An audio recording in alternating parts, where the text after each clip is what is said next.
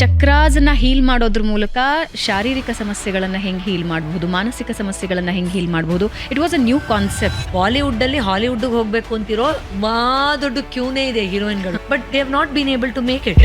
Actor Jaggesh ಅವ್ರದ್ದು ಅವರು hero ಆಗಕ್ಕೆ ಹೋದಾಗ ತುಂಬಾ ಜನ ರಿಜೆಕ್ಟ್ ಮಾಡಿದ್ರಂತೆ. ನೀನೇನು ಈ ತರ ಇದೆಯಾ, ಕುಳ್ಳಿಗಿದ್ಯಾ, ನಿನ್ ಬಣ್ಣ ನೋಡು, ಹಾಗೆ ಹೀಗೆ ಅಂತ. ತಾಯಿ ಹತ್ರ ಹೋದ್ರಂತೆ ಅವರು. ಅಮ್ಮ ನೀನೇನಮ್ಮ ನನ್ಗೆ ಈ ತರ ಜನ್ಮ ಕೊಟ್ಟಿದ್ಯಾ, ನನ್ ಅಯ್ಯೋ ಯಾಕೆ ಕಣ್ಣೊಳಗಡೆ ಹೋಗ್ಬಿಟ್ಟಿದೆ, ಏನ್ ಹಿಂಗಾಗ್ಬಿಟ್ಟಿದ್ಯಾ, ಅಯ್ಯೋ ಪಾಪ ನಿನ್ ಮಕ್ಕಳೇ ಅಲ್ವಲ್ಲ, ಏನ್ ಮಾಡ್ತೀಯಾ ಅಂತ ಒಳಗಡೆಯಿಂದ ಬಡತನದಲ್ಲಿ ಇರ್ತಾರಲ್ಲ ಆ ಗಲೀಜನ ಇನ್ನೊಬ್ಬರ ಮೇಲೆ ಹಾಕ್ಬಿಟ್ಟು ತುಂಬಾ ಖುಷಿ ಅನುಭವಿಸ್ತಾರೆ. ಚಿಕ್ಕ ವಯಸ್ಸು ನಿಮ್ಮ ದೇಹಕ್ಕೆ, ನಿಮ್ಮ ಡೇಟ್ ಆಫ್ ಬರ್ತ್ಗೆ, ನಿಮ್ಮ ಸುತ್ತ ಮನಸ್ಸಿಗೆ ಅಲ್ಲ. ನಂತರ ಅಥವಾ ನಿಮ್ ತರ ಬ್ರಹ್ಮಾಂಡದಲ್ಲಿ ಇಡೀ ಸೃಷ್ಟಿಯಲ್ಲಿ ಇದುವರೆಗೂ ಯಾರಾದ್ರೂ ಬಂದಿದಾರ? ಹಾಗಾದ್ರೆ ನೀವು ವಿಶೇಷ ಅಲ್ವಾ? ಪ್ರತಿದಿನ ಒಬ್ಬ ಮನುಷ್ಯ 3 ನಿಮಿಷ ತನ್ನ ಬಾಡಿ ಹತ್ರ ಮಾತಾಡಿದ್ರೆ.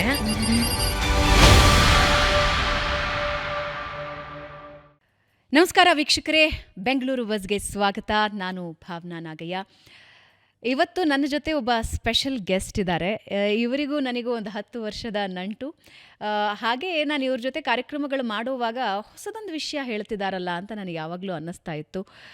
ವಿತೌಟ್ ಮೆಡಿಸಿನ್ ದೇಹದ ಅನಾರೋಗ್ಯಗಳನ್ನು ಹೀಲ್ ಮಾಡ್ಕೋಬಹುದಾ? ಈ ಪ್ರಶ್ನೆ ಕೆಲವರಿಗೆ ವಿಚಿತ್ರ ಅಂತ ಅನಿಸುತ್ತೆ. ಆದರೆ ಈ ರೀತಿಯೇ ಹೀಲ್ ಮಾಡ್ತಾ ಮಾಡ್ತಾ ವರ್ಲ್ಡ್ ರೆಕಾರ್ಡ್, ಬರೀ ಇಂಡಿಯಾದಲ್ಲಿ ಮಾತ್ರ ಅಲ್ಲ, ವರ್ಲ್ಡ್ ರೆಕಾರ್ಡ್ ಮಾಡಿರುವ ಸಮೃದ್ಧಿ ಹೀಲಿಂಗ್ ಸೆಂಟರ್ನ ಫೌಂಡರ್ ಆಗಿರೋ ಡಾಕ್ಟರ್ ಪೂರ್ವಿ ಜಯರಾಜ್ ಅವರು ನಮ್ಮ ಜೊತೆ ಇದ್ದಾರೆ. ಪೂರ್ವಿ ಅವರೇ ನಮಸ್ಕಾರ, ಕಾರ್ಯಕ್ರಮಕ್ಕೆ ಸ್ವಾಗತ. ಹೇಗಿದ್ದೀರಾ? ಚೆನ್ನಾಗಿದ್ದೀನಿ. I am so happy to see you. Even I am very happy. ನಾನು ಮಾತ್ರ ಅಲ್ಲ, ಐ ಥಿಂಕ್ ನಮ್ಮ ಇಡೀ ಸ್ಟುಡಿಯೋದವರೆಲ್ಲರೂ ಬಹಳ ಖುಷಿ ಪಡ್ತಿದ್ದಾರೆ. ನಾವೆಲ್ಲ ಎಷ್ಟು ಪರಿಚಯ ಆಗ್ಬಿಟ್ಟಿದ್ದೀವಿ ಒಬ್ರಿಗೊಬ್ರು ಅಂತಂದರೆ, ನನಗೆ ಆ ಟೈಮಲ್ಲಿ when I did my second PhD ಅವಾಗ ಸ್ವೀಟ್ ತಂದ್ಕೊಡ್ತಾ ಇಲ್ಲ ಮೇಡಮ್ ಅಂತ ಮಾತಾಡೋದಿರ್ಬೋದು. ಅಥವಾ ನನ್ನ ಕ್ಲೈಂಟ್ಗಳು ಕೆಲವು ಸತಿ ನಾನು ಲೇಟಾಗಿ ಬಂದಾಗ ಇಲ್ಲಿ ಕೂತಿರ್ತಿದ್ರು ಪೇಷಂಟ್ಗಳದ್ದು ಒಪಿನಿಯನ್ ತೊಗೊಳಕ್ಕೆ. ಆಗ ಅವ್ರನ್ನ ಮಾತಾಡಿಸಿ ಅವರು ಹೇಳೋರು ಎಷ್ಟು ಚೆನ್ನಾಗಿ ಮಾತಾಡಿಸ್ತಾರೆ ಅಲ್ಲಿ ಚಾನಲಲ್ಲಿ ಅಂತ. ಸೊ ಅದೆಲ್ಲ ಕಣ್ಮುಂದೆ ಬಂದಂಗೆ ಆಯಿತು. ಆ್ಯಂಡ್ ನಿಮ್ಮ ಆ ಒಂದು ದಿಟ್ಟವಾದ ವಾಯ್ಸ್ ಅದನ್ನು ಯಾವತ್ತೂ ಮರೆಯೋಕ್ಕೆ ಸಾಧ್ಯನೇ ಇಲ್ಲ. Thank you so very much for welcoming me. Thank you ನೀವು ಬಂದಿದ್ದಕ್ಕೆ. ನಾನು ಶುರು ಮಾಡೋದಕ್ಕೆ ಮುಂಚೆ ಹೇಳ್ತಾ ಇದ್ದೆ ಚಕ್ರಾಸ್ ಬಗ್ಗೆ ಮಾತುಗಳು. ಚಕ್ರಾಸನ್ನ ಹೀಲ್ ಮಾಡೋದ್ರ ಮೂಲಕ ಶಾರೀರಿಕ ಸಮಸ್ಯೆಗಳನ್ನು ಹೆಂಗೆ ಹೀಲ್ ಮಾಡಬಹುದು, ಮಾನಸಿಕ ಸಮಸ್ಯೆಗಳನ್ನು ಹೆಂಗೆ ಹೀಲ್ ಮಾಡಬಹುದು. It was a new concept. 10 ವರ್ಷ, ಐ ಥಿಂಕ್ 10 ವರ್ಷಕ್ಕಿಂತ ಜಾಸ್ತಿ ಆಗಿದೆ, 13 ವರ್ಷ ಆಗಿದೆ ಅಂತ ಅನ್ಸುತ್ತೆ. 13 ವರ್ಷದ ಹಿಂದೆನೆ ನನಗೆ ಕಾನ್ಸೆಪ್ಟ್ ಪರಿಚಯ ಆಗಿದ್ದು ನಿಮ್ಮಿಂದಾನೆ. ಅಲ್ಲಿಂದ ಇಲ್ಲಿವರೆಗೆ ಇದನ್ನ ಅಡ್ರೆಸ್ ಮಾಡಿದವ್ರ ಸಂಖ್ಯೆ ಬಹಳ ಕಮ್ಮಿ ಇದೆ. ಚಕ್ರಗಳನ್ನ ಸರಿ ಮಾಡ್ಕೊಳ್ಳೋದ್ರ ಮೂಲಕ ದೇಹ ಮತ್ತು ಮಾನಸಿಕ ಸಮಸ್ಯೆಗಳನ್ನು ಸರಿ ಮಾಡ್ಕೋಬಹುದು ಅಂತ. ಅಗೇನ್ ನನಗೆ ಖುಷಿ ಏನಂದ್ರೆ ಬೆಂಗಳೂರು ಬಸ್ ಪಾಡ್ಕಾಸ್ಟ್ ನಲ್ಲಿ ನಾನು ಮತ್ತೆ ನಿಮ್ಮನ್ನ ಭೇಟಿ ಆಗ್ತಾ ಇರೋದು ಅದೇ ವಿಷಯವಾಗಿ. ಎಸ್, ಡೆಫಿನೆಟ್ಲಿ ಹೌದು. ಆ್ಯಂಡ್ ಈ ವಿಚಾರವಾಗಿ ಸಾಕಷ್ಟು ಸಂಶೋಧನೆಗಳೀಗ ತುಂಬ ಆಳವಾಗಿ ನಡೆದಿದೆ. ಸೊ ಈಗ ನಾವು ಇದನ್ನು ಇನ್ನೂ ನಿಖರವಾಗಿ, ಇನ್ನೂ ಸ್ಪಷ್ಟವಾಗಿ ವೀಕ್ಷಕರಿಗೆ ಮುಟ್ಟೋ ಹಾಗೆ ಖಂಡಿತ ಶೇರ್ ಮಾಡ್ಕೊಳ್ಬಹುದು. ವಂಡರ್ಫುಲ್. ಜೀವನ ಐ ಆಲ್ವೇಸ್ ಫೀಲ್ ಅದೊಂದು ವರ. ಪ್ರತಿ ಜೀವನನೂ ಇಂಡಿವಿಜುವಲ್, ಪ್ರತಿಯೊಬ್ಬರ ಜೀವನನೂ ಒಂದು ವರ. ಆದರೆ ಆ ವರವಾಗೇ ಮುಂದುವರಿಸ್ಕೊಂಡು ಹೋಗೋದಕ್ಕೆ ಬಹಳಷ್ಟು ಜನ ಹೆಣಗಾಡ್ತಾರೆ. Even we many times. Why people suffer? ಜನ ಯಾಕೆ ಕಷ್ಟ ಅನುಭವಿಸ್ತಾರೆ? ತುಂಬ ಸಂಕ್ಷಿಪ್ತವಾಗಿ ಹೇಳಬೇಕು ಅಂದರೆ ಇಗ್ನೋರೆನ್ಸಿಂದ ಅಂತ ಖಂಡಿತ ಹೇಳ್ಬೋದು. ನಮ್ಮ ಅಜ್ಞಾನದಿಂದನೇ ನಾವು ಸಫರ್ ಆಗೋದು. ಯಾಕೆಂದರೆ ನಾವು ಯಾವುದೇ ಅನುಭವನ ತೊಗೊಂಡ್ರು, ಈಗ ಯೂಶ್ವಲಿ ನಿಮ್ಮ ಲೈಫ್ ಹೇಗಿದೆ ಅಂದರೆ, ನಾವು ನಮ್ಮ ದೈಹಿಕ ಶರೀರ ಹೇಗಿದೆ ಪ್ಲಸ್ ಅನುಭವಗಳು ಹೇಗಿದೆ ಅದೆರಡನ್ನೂ ತೂಕ ಹಾಕಿ ಅದಕ್ಕೊಂದು ಅನಾಲಿಸಿಸ್ ಮಾಡಿ ಚೆನ್ನಾಗಿದೆ ಚೆನ್ನಾಗಿಲ್ಲ ಅಂತ ಹೇಳ್ತೀವಿ. ಅದರಲ್ಲೂ ನಾನು ನಿಮಗೆ 10 ಸುಂದರವಾದ ವಿಷಯಗಳನ್ನು ಹೇಳಿ ನಿಮ್ಮ ಬಗ್ಗೆನೇ ಈಗ 10, 12, 13 ವರ್ಷ ಆಗಿದೆ ನಾವು ಭೇಟಿಯಾಗಿ. ಇಷ್ಟು ವರ್ಷಗಳಲ್ಲಿ ನನಗೆ ನೆನಪಾಗೋ ಒಂದು 12, 13 ಒಳ್ಳೆ ವಿಷಯ ಹೇಳಿ, ಒಂದು ಸಣ್ಣ ವಿಷಯ ನನಗೆ ಯಾಕೋ ಇದು ಚೆನ್ನಾಗಿ ಅನಿಸ್ಲಿಲ್ಲ ನಿಮ್ಮ ಬಗ್ಗೆ ಅಂತ ಹೇಳಿದ್ರೆ, ನೀವು ಇವತ್ತು ಪೂರ್ತಿ ಇಷ್ಟು ವರ್ಷ ಆದಮೇಲೆ ಪೂರಿ ಅವ್ರು ನೋಡಿದ್ಯಾ ಅದನ್ನು ನೆಗೆಟಿವ್ ಆಗಿ ಹೇಳಿದ್ರು ಅಂತ ಪ್ರಾಬ್ಲಿ ಒಂದಿನ ಏನೋ ಒಂದು ತಿಂಗಳು ಪೂರ್ತಿ ನೀವು ಅದನ್ನೇ ನೆನಪು ಮಾಡ್ಕೋಬಹುದು ಅಲ್ವಾ. ಅಂದರೆ ಪರ್ಸೆಪ್ಷನ್ ಯಾವ ಥರ ನಾವು ಅದನ್ನು ತಗೊಳ್ತೀವಿ, ಆ ದೃಷ್ಟಿಕೋನದ ತರಬೇತಿ ನಮ್ಮೆಲ್ರಿಗೂ ಪ್ರಾಬ್ಲಿ ಆಗಿಲ್ಲ, ಅಥವಾ ನಾವು ಅದನ್ನು ತುಂಬ ಲೈಟಾಗಿ ತಗೊಳ್ತೀವಿ. ಒಂದು. ಎರಡನೇದು, ಫಿಸಿಕಲ್ ಲೆವೆಲಲ್ಲಿ, ಗ್ರಾಸ್ ಲೆವೆಲ್ ಅಂದರೆ ಸ್ಥೂಲವಾಗಿ ನಮಗೇನು ಕಾಣಿಸುತ್ತೆ, ಅನುಭವಕ್ಕೆ ಸಿಗತ್ತೆ ನಿಖರವಾಗಿ, ಅದನ್ನು ಅರ್ಥ ಮಾಡ್ಕೊಳ್ಳೋದಷ್ಟೇ ನನ್ನ ಜೀವನಕ್ಕೆ ಒಂದು ಸೇತುವೆ, ಅಥವಾ ಅದಷ್ಟೇ ಮುಖ್ಯ ಅನ್ನುವಂಥ ಸಂಕ್ಷಿಪ್ತವಾದ ಮನೋಭಾವನೆ ಕೂಡ ನಮ್ಮಲ್ಲಿ ನಾನಾ ರೀತಿಯ ಸಮಸ್ಯೆಗಳನ್ನು ಈಡು ಮಾಡುತ್ತೆ. ಅಂದರೆ ಭಾವನಾತ್ಮಕ ಆರೋಗ್ಯವನ್ನು ಸರಿ ಮಾಡ್ಕೊಳ್ಳೋದು ಕೂಡ ನನ್ನ ಜೀವನದಲ್ಲಿ ಇರುವ ಕಡಿಮೆ ಸೌಲಭ್ಯವನ್ನು ತುಂಬ ವೈಭವೀಕರಣ ಮಾಡಿ ಅನುಭವಿಸ್ಬೋದಾಗಿದೆ ಅನ್ನೋದು ಗೊತ್ತಾಗದೆ ಎಷ್ಟೋ ಜನ ಹೆಣಗಾಗ್ತಾರೆ. ಅಥವಾ ಇರುವ ಎಲ್ಲ ಸೌಲಭ್ಯಗಳನ್ನು ಆನಂದವಾಗಿ ಅನುಭವಿಸೋಕ್ಕೆ ಮಾನಸಿಕ ಆರೋಗ್ಯ ನನಗೆ ತುಂಬ ಮುಖ್ಯ ಅಲ್ವಾ ಅನ್ನೋ ಪ್ರಾಮುಖ್ಯತೆ ಕೊಡೋರಂತೂ ಇನ್ನೂ ಹೀನಾಯವಾದ ಪರಿಸ್ಥಿತಿಯಲ್ಲಿ ಒದ್ದಾಡ್ತಾರೆ. ಇನ್ನು ಇರೋದನ್ನು ತುಂಬ ಕಮ್ಮಿ ಆಯಿತು, ಫಿಸಿಕಲ್ ಮೆಟ್ರಿಸ್ಟಿಕ್ ಲೈಫಲ್ಲಿ ಇದು ತುಂಬ ಕಮ್ಮಿ ಅಂತ ನಾನು ಆಗಲೇ ಹೇಳಿದಾಗ ಪರ್ಸೆಪ್ಷನ್, ಅದನ್ನು ನೆಗೆಟಿವ್ ಆಸ್ಪೆಕ್ಟಲ್ಲಿ ನೋಡೋರಂತೂ ಇನ್ನೂ ನರಕಯಾತನೆಯನ್ನು ಅನುಭವಿಸ್ತಾರೆ. ಸೊ ಅದರಿಂದ ನಮಗೆ ಜ್ಞಾನದ ಕೊರತೆಯಿಂದನೇ ನಾವು ಪ್ರಮುಖವಾಗಿ ಸಫರ್ ಆಗೋದು. ಅದನ್ನು ವಿಸ್ತಾರ ಮಾಡ್ತಾ ಇದ್ದ ಹಾಗೆ ಅದಕ್ಕೆ ನಾವು ಗಂಗೆ ಅಂದರು, ಶಿವ ಅಂದರು, ಗೌರಿ ಅಂದರು, ಎಲ್ಲದರಲ್ಲೂ ಜ್ಞಾನದ ಅಂಶ ಜೊತೆಯಲ್ಲೇ ಪರಮಾತ್ಮನನ್ನು ಅರ್ಥ ಮಾಡ್ಕೊಳ್ಳೋ ಲೆವೆಲಲ್ಲೂ ಬರುತ್ತೆ. ಎಲ್ಲದರಲ್ಲೂ ಇದೆ. ಆ ಪರಮಾನಂದ ಜ್ಞಾನದ ಮೂಲಕ ಹರಿಯುತ್ತೆ, ಜ್ಞಾನವೇ ಅದು, ಜ್ಞಾನದಿಂದನೇ ಸಿದ್ಧಿ ಆಗುತ್ತೆ ಅಂತ ಯಾಕೆ ಆನಂದವನ್ನು ಜ್ಞಾನವನ್ನು ಜೊತೆಲಿ ಹೇಳ್ತೀವಿ ಅಂದರೆ, ಆನಂದದ ರಹಸ್ಯ ಅಥವಾ ಸಫರ್ ಆಗದೆ ಇರೋದಕ್ಕಿರೋ ಡೀಪೆಸ್ಟ್ ಸೀಕ್ರೆಟ್ ಕೋಡ್ ಅಂದರೆ ಅದು ಜ್ಞಾನ. ಅದನ್ನು ಎಷ್ಟು ನಾವು ವಿಸ್ತಾರ ಮಾಡ್ಕೊಳ್ತೀವೋ ಅಷ್ಟು ಆನಂದದಲ್ಲಿ ಖಂಡಿತ ಬದುಕ್ಬೋದು. ಇನ್ಫ್ಯಾಕ್ಟ್ ನೀವು ಸ್ವಲ್ಪ ಮೇಧಾವಿಗಳನ್ನು ನೋಡಿ ಅವ್ರ ಮುಖಲಕ್ಷಣವನ್ನು, ಇವ್ರು ತಿಳ್ಕೊಂಡಿರೋರಪ್ಪ ಎವಾಲ್ಡ್ ಅಂತಂದರೆ ಅವ್ರ ಮುಖದ ಮೇಲೆ ಒಂದು ಎನಿಗ್ಮ್ಯಾಟಿಕ್ ಸ್ಮೈಲ್ ಇರುತ್ತೆ, ಏನೋ ಒಂದು ವಿಶೇಷವಾದ ಸ್ಮೈಲ್. ಆ್ಯಂಡ್ ಆ ವೈಬ್ರೇಷನ್ ಶೇರ್ ಆಗುತ್ತೆ, ಎದುರುಗಡೆ ಇರೋರಿಗೆ ಆ ವೈಬ್ ಶೇರ್ ಆಗುತ್ತೆ. 100% ಹೌದು. We become instantly influenced by them. ಅದು ಯಾಕೆಂದರೆ ಎಲ್ಲ ತಿಳ್ಕೊಂಡಿದ್ದಾರಪ್ಪ ಅವರು, ಗೊತ್ತಿದೆ ಅವ್ರಿಗೆ, ಇದೆಲ್ಲ ಅವ್ರಿಗೆ ಎಫೆಕ್ಟ್ ಆಗಲ್ಲ ಅಂತ ಹೇಳ್ತೀವಿ. ಸೊ ಆ ಲೆವೆಲಲ್ಲಿ ನೋಡಿದ್ರೂ ಅರಿವು ಬರ್ತಾ ಇದ್ದ ಹಾಗೆ ಸಫರಿಂಗ್ ಖಂಡಿತವಾಗಿಯೂ ಕಮ್ಮಿ ಆಗುತ್ತೆ, ಅದರಲ್ಲಿ ಎರಡನೇ ಮಾತೇ ಇಲ್ಲ. ಓಕೆ, ಸಂಕುಚಿತ ಇಟ್ಕೊಂಡಿರ್ತೀವಿ ನಮ್ಮನ್ನು ನಾವು. ಹೌದು, ಲಿಮಿಟೆಡ್. ಆ್ಯಂಡ್ ನಾನು ಅಂದ್ಕೊಂಡಿರೋದೇ ನಿಜ ಅನ್ನೋ ಅಹಂ ಬೇರೆ ಇರುತ್ತೆ. ಯಾರಾದರೂ ಬೇತ್ಸಕ್ಕೆ ಬಂದರೆ ಇಲ್ಲ ಆ ವ್ಯಕ್ತಿನೇ ಇಷ್ಟಪಡಲ್ಲ ಅಥವಾ ಅದು ಅಸತ್ಯ ಅನ್ನೋದ್ರ ಕಡೆ ನಾವು ಅದಕ್ಕೆ ಹರಸಾಹಸ ಮಾಡಿ ಅದನ್ನು ಡಿಸ್ಪ್ರೂವ್ ಮಾಡೋಕ್ಕೆ ಹೊರಟೋಗ್ತೀವಿ. ಹೀಗೂ ಇರಬಹುದಲ್ವಾ, ಅಥವಾ ಹೀಗಿಲ್ಲ ಅಂದರೂ ನ್ಯೂಟ್ರಲ್ ಆಗಿ ಇದನ್ನು ಸ್ವೀಕಾರ ಮಾಡೋ ಮನಸ್ಥಿತಿ ನನಗಿದೆಯಾ ಅನ್ನೋಷ್ಟು ಸಮಾಧಾನವೂ ಇಲ್ಲ. ಯಾಕಂದರೆ ನಮಗೆ ನಾವು ಒಂದು ಸ್ವಲ್ಪ ಡಿಗ್ರಿ ಮಾಡಿದ ತಕ್ಷಣ, ಒಂದು 2 ಕಂಟ್ರಿಗಳಿಗೆ ಹೋದ ತಕ್ಷಣ, ಅಥವಾ ಏನೋ ಒಂದು ಚಿಕ್ಕ ಪುಟ್ಟ ಸಾಧನೆ ಅಂತ ಮೆಟೀರಿಯಲಿಸ್ಟಿಕ್ ಲೈಫಲ್ಲಿ ಪಡೆದ ತಕ್ಷಣ ನಾ ಹೇಳಿದ್ದೇ ಸರಿ, ನನಗೆ ಗೊತ್ತಿರೋದಷ್ಟೇ ಸಾಕು, ಇದೇ ವರ್ಕ್ ಆಗೋದು ಎಲ್ಲದಕ್ಕೂ. ಇವಾಗ ಯಾರೋ ಬಿಸ್ನೆಸ್ಸಲ್ಲಿ ಕ್ಲಿಕ್ ಆಗೋದ್ರು ಅಂತ ಅಂದ್ಕೊಳ್ಳಿ, ಅವ್ರಿಗೇನಾದರೂ ಮಾನಸಿಕವಾಗಿ ಅಕಸ್ಮಾತ್ ಇಫ್ ದೇ ಆರ್ ಕ್ಲೋಸ್ಡ್, ಅವ್ರಿಗೆ ಜ್ಞಾನದ ಬಗ್ಗೆ ಅಷ್ಟು ಓಪನ್ನೆಸ್ ಇಲ್ಲ ಅಂದರೆ ಏನಾದರೂ ಹೇಳಕ್ಕೆ ಹೋದರೆ ನನಗೆ ಹೇಳ್ಕೊಡೋಕೆ ಬರ್ತಾರೆ, ನನಗೆ ಗೊತ್ತಿಲ್ವಾ ಅಂತ ಅನಿಸುತ್ತೆ. ಈಗೋ ಹೌದು, ಅದರಲ್ಲಿ ಒಂದು ಆಸ್ಪೆಕ್ಟಲ್ಲಿ ಅವರು ಸೂಪರ್ ಹೀರೋ ಇರಬಹುದು, ಬಟ್ ಖಂಡಿತವಾಗಿಯೂ ಅವರೊಂದು ಬೇಸಿಕ್ ಹೆಂಡತಿ ಜೊತೆ ನಡ್ಕೊಳ್ಳೋ ಲೆವೆಲಿಂದ ಹಿಡ್ಕೊಂಡು ಮಕ್ಕಳನ್ನ ಮಾತಾಡ್ಸೋರ್ಗೂ ಅವ್ರಿಗೆ ಐಡಿಯಾನೇ ಇಲ್ಲದೆ ಇರಬಹುದು. ಇವತ್ತಿನ ದಿನ ನೋಡಿದ್ದೀವಿ ನಾವು, ಎಷ್ಟು ದೊಡ್ಡ ದೊಡ್ಡ ಮಲ್ಟಿನ್ಯಾಷನಲ್ ಕಂಪನಿಗಳಲ್ಲಿ ಅಪ್ಪಂದಿರನ್ನೇ ಹೊರಗಡೆ ಹಾಕಿದ್ರು, ಎಷ್ಟೋ ದೊಡ್ಡ ಕಂಪನಿದು ಒಂದು ಇಶ್ಯೂ ಆಯಿತು, ಅಥವಾ ಹ್ಯಾಂಡಲ್ ಮಾಡೋಕ್ಕಾಗದೆ ಸೂಸೈಡ್ ಮಾಡ್ಕೊಂಡ್ರು ಅನ್ನೋಂಥ ಎಷ್ಟೋ ಕಥೆಗಳು ಕೇಳ್ತೀವಿ. ಯಾಕೆಂದರೆ ಅವ್ರಿಗೆ ಈ ವಿಷಯದ ಬಗ್ಗೆ ಜ್ಞಾನ ಇದೆ, ಅದನ್ನು ಪಡ್ಕೊಳ್ಬೇಕು ಅಂತ ಓಪನ್ನೆಸ್ಸೇ ಇರಲಿಲ್ಲ. So it is always about deeper understanding about all the aspects of life. At least ಸ್ವಲ್ಪ ಮಟ್ಟಿಗಾದರೂ ಖಂಡಿತ ನಾವು ಎಲ್ಲರೂ. ಆ್ಯಂಡ್ ಅದಕ್ಕೆ ನಮಗೆ ಸ್ಪೆಷಲ್ ಡಿಗ್ರೀಸ್ ಬೇಡ, ಸಾಮಾನ್ಯರಲ್ಲಿ ಅತಿ ಸಾಮಾನ್ಯರೂ ಕೂಡ. ಇನ್ಫ್ಯಾಕ್ಟ್ ನನಗೆ ಎಷ್ಟೋ ಸತಿ ಅನಿಸಿದೆ, ನೀವು ಏನು ಓದಿದ್ರೆ ಏನೂ ಇಲ್ಲ ಅಂತಾರೆ, ಬಟ್ ಅವ್ರು ಎಷ್ಟು ಚೆನ್ನಾಗಿ ಮಾತಾಡ್ತಿರ್ತಾರೆ ಅಂದರೆ ಜೀವನದ ಬಗ್ಗೆ, ಮಾನಸಿಕ ಆರೋಗ್ಯದ ಬಗ್ಗೆ, ಸಂತೃಪ್ತಿ ಬಗ್ಗೆ. ನಮ್ಮ ಅಜ್ಜಿ ಕಾಲದಲ್ಲೆಲ್ಲ ಅಯ್ಯೋ ಭಗವಂತ ನೀನು ಕೊಟ್ಟಿದ್ಯಪ್ಪ ಅಂತ ಅಂದ್ಕೊಂಡಿದ್ದೇಳೋರು, ಚೆನ್ನಾಗಿತ್ತಪ್ಪ, ತಣ್ಣಗೆ ನಿದ್ದೆ ಬರಲಿ ಅಂತ ಮಲ್ಕೊಳ್ಳೋರು. ಅದೆಲ್ಲೋ ಆ ಅವೇರ್ನೆಸ್ಸೂ ಇಲ್ಲ, ಆ ಓಪನ್ನೆಸ್ಸೂ ಇಲ್ಲ ಅಂತ, ಗ್ರ್ಯಾಟಿಟ್ಯೂಡ್ ಇಲ್ಲ.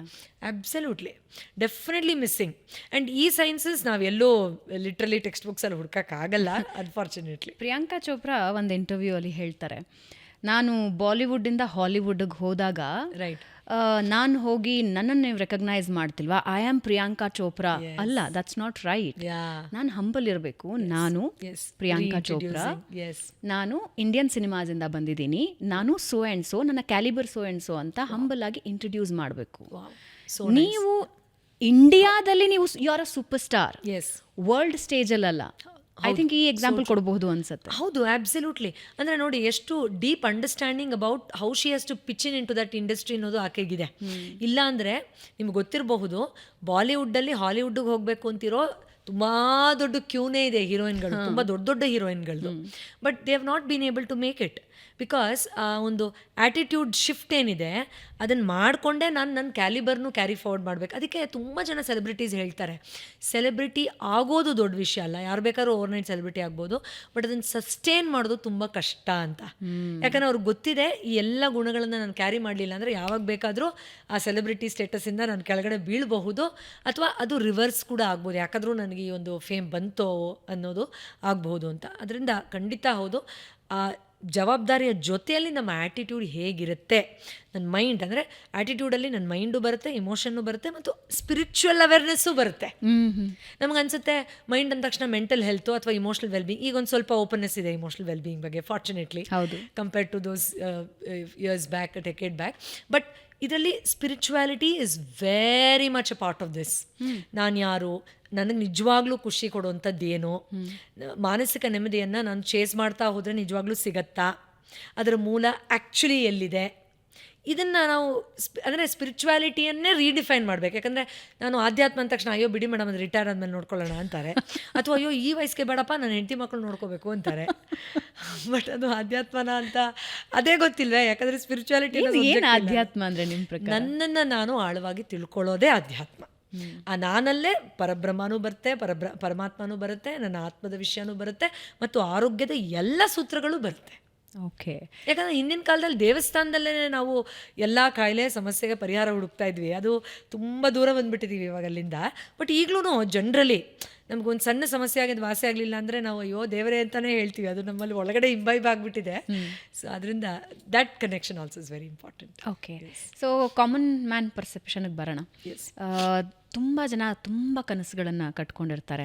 ಈ ನ್ಯೂ ಇಯರ್ ಬಂದ್ಬಿಡ್ತು ಅಂತ ಹೇಳಿದ್ರೆ, ಇವಾಗ 2026 ಬಂದಿದೆ, ನಾನು ಅದಕ್ಕೆ ಹೇಳ್ತಿದ್ದೀನಿ ಒಂದು ಎಕ್ಸಾಂಪಲ್ ಆಗಿ ಮ್ಯಾನಿಫೆಸ್ಟೇಷನ್.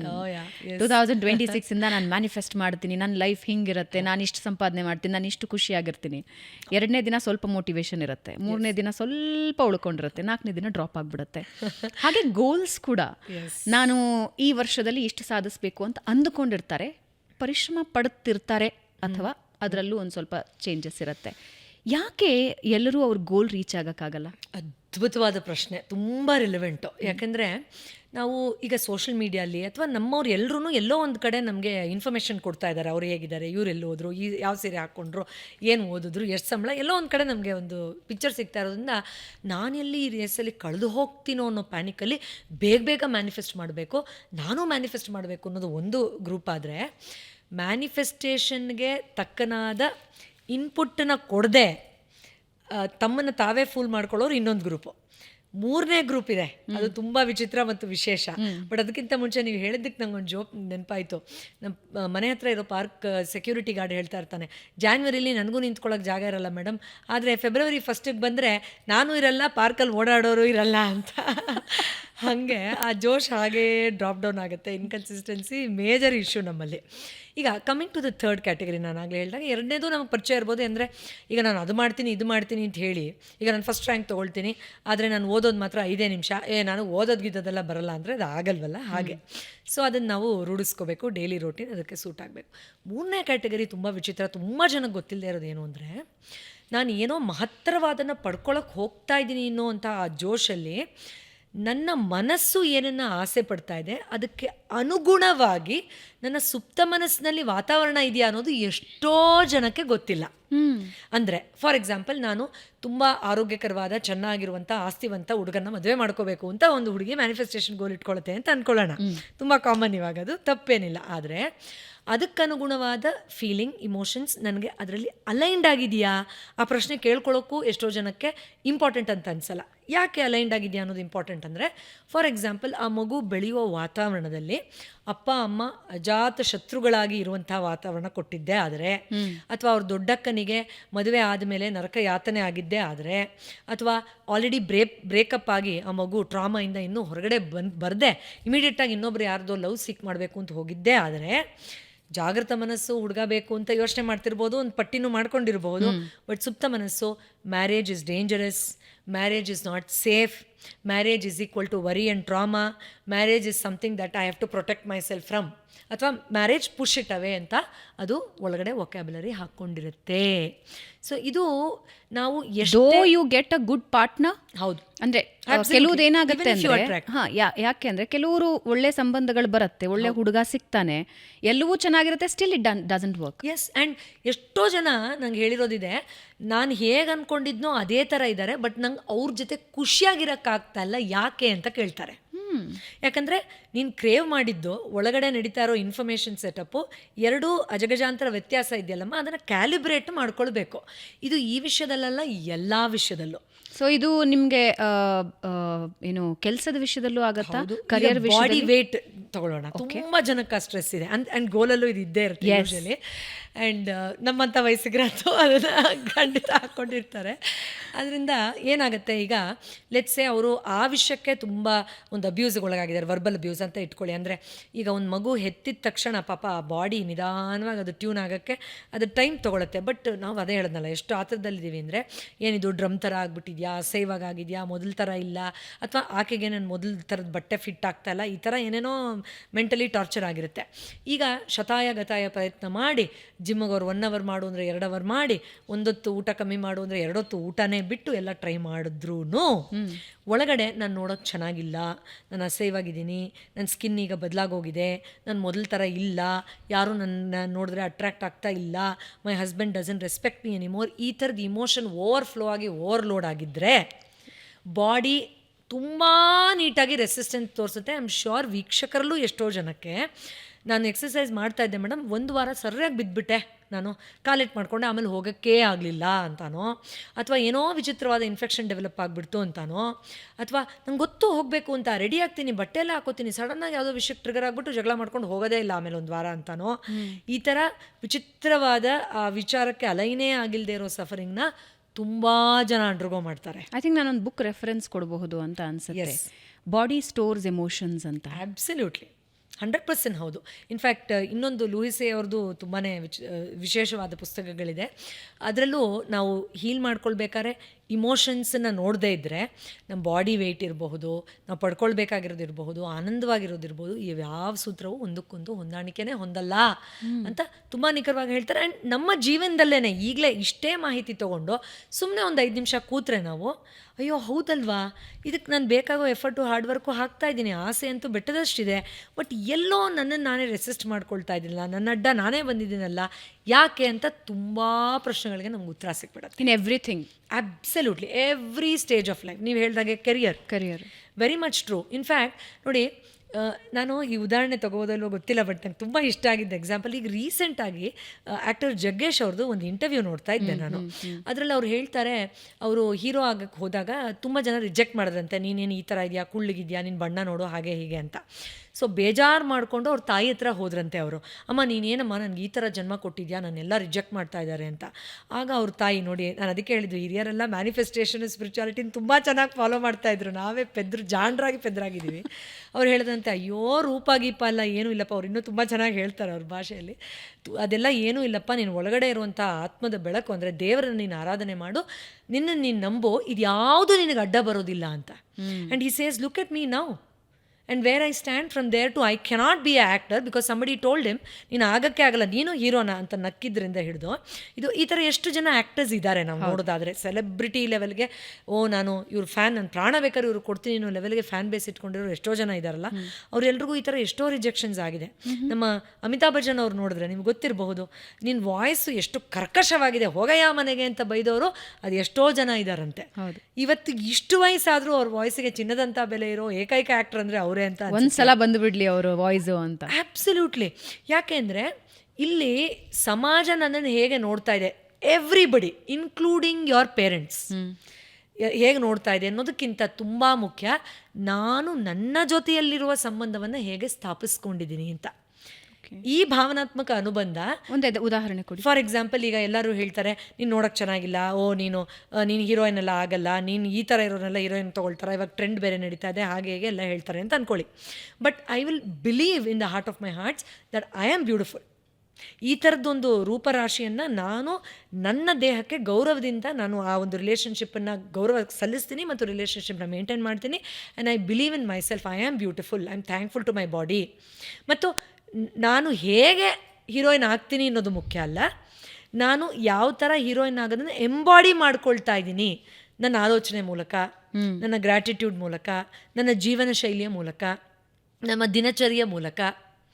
ಅದನ್ನು ಆ ಹೆಣ್ಮಗು ಫಾಲೋ ಮಾಡ್ತಾ ಹೋದರೆ ಪ್ರಪಂಚದ ಯಾವುದೇ ಶಕ್ತಿ ಅಡ್ಡ ಬಂದು ನೀನು ಈ ಕಾರಣಗಳಿಗೆ ಆಗೋಕ್ಕಾಗಲ್ಲ ಅಂತ ತಡೆಗಟ್ಟೋಕ್ಕೆ ಸಾಧ್ಯನೇ ಇಲ್ಲ. ವಿದ್ಯಾಬಾಲನ್ ಅವ್ರದ್ದು ಒಂದು ದೊಡ್ಡ ಎಕ್ಸಾಂಪಲ್ ಇದೆ, ಅವ್ರು ಲೈವಾಗಿ ಇದನ್ನೇ ಹೇಳ್ತಾರೆ.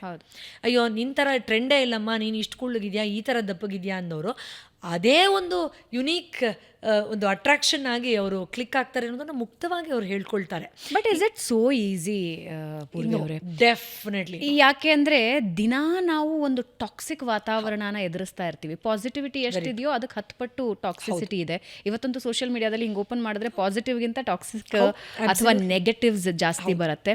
ಸುತ್ತ ಇರೋರು ನಮಗೆ ನಮ್ಮ ಬಗ್ಗೆ ಒಳ್ಳೇದೇ ಹೇಳಬೇಕು, ನಮ್ಮ ಬಗ್ಗೆ ಚೆನ್ನಾಗೇ ಯೋಚನೆ ಮಾಡಬೇಕು, ನಮ್ಮನ್ನು ಯಾವಾಗಲೂ ಉತ್ಸಾಹದಿಂದ ಪ್ರೋತ್ಸಾಹಿಸ್ತಾ ಇರಬೇಕು. We can't expect. ಹೌದು, you are so right. It is not at all easy. ಅದರಲ್ಲೂ ನಾನು ಹೇಳ್ತೀನಿ ನಿಮಗೆ ಪ್ರಾಮಾಣಿಕವಾಗಿ, ಅವಾಗವಾಗ ಸೋಲೋರು ಎಷ್ಟೋ ಮೋಟಿವೇಶನ್ ತೊಗೊಂಡ್ಬಿಡ್ತಾರೆ. ಓಕೆ, ರೆಸಿಲಿಯನ್ಸ್, ಮತ್ತೆ ಫೈಟ್ ಮಾಡೋಣ ಬಿಡು, ಇದು ಜೀವನ ಹೀಗೆ ಇರೋದು ಅಂತ. ಯಾವಾಗಲೂ ಗೆಲ್ತಾ ಇರೋರಲ್ಲಿ ಇರ್ತಾರಲ್ಲ ಅವ್ರಿಗೆ ತುಂಬಾ ಕಷ್ಟ ಇದು. ಯಾಕಂದರೆ ಸ್ವಲ್ಪ ಎಡೋದನ್ನು ಅವ್ರು ತೊಗೊಳಕ್ಕಾಗಲ್ಲ.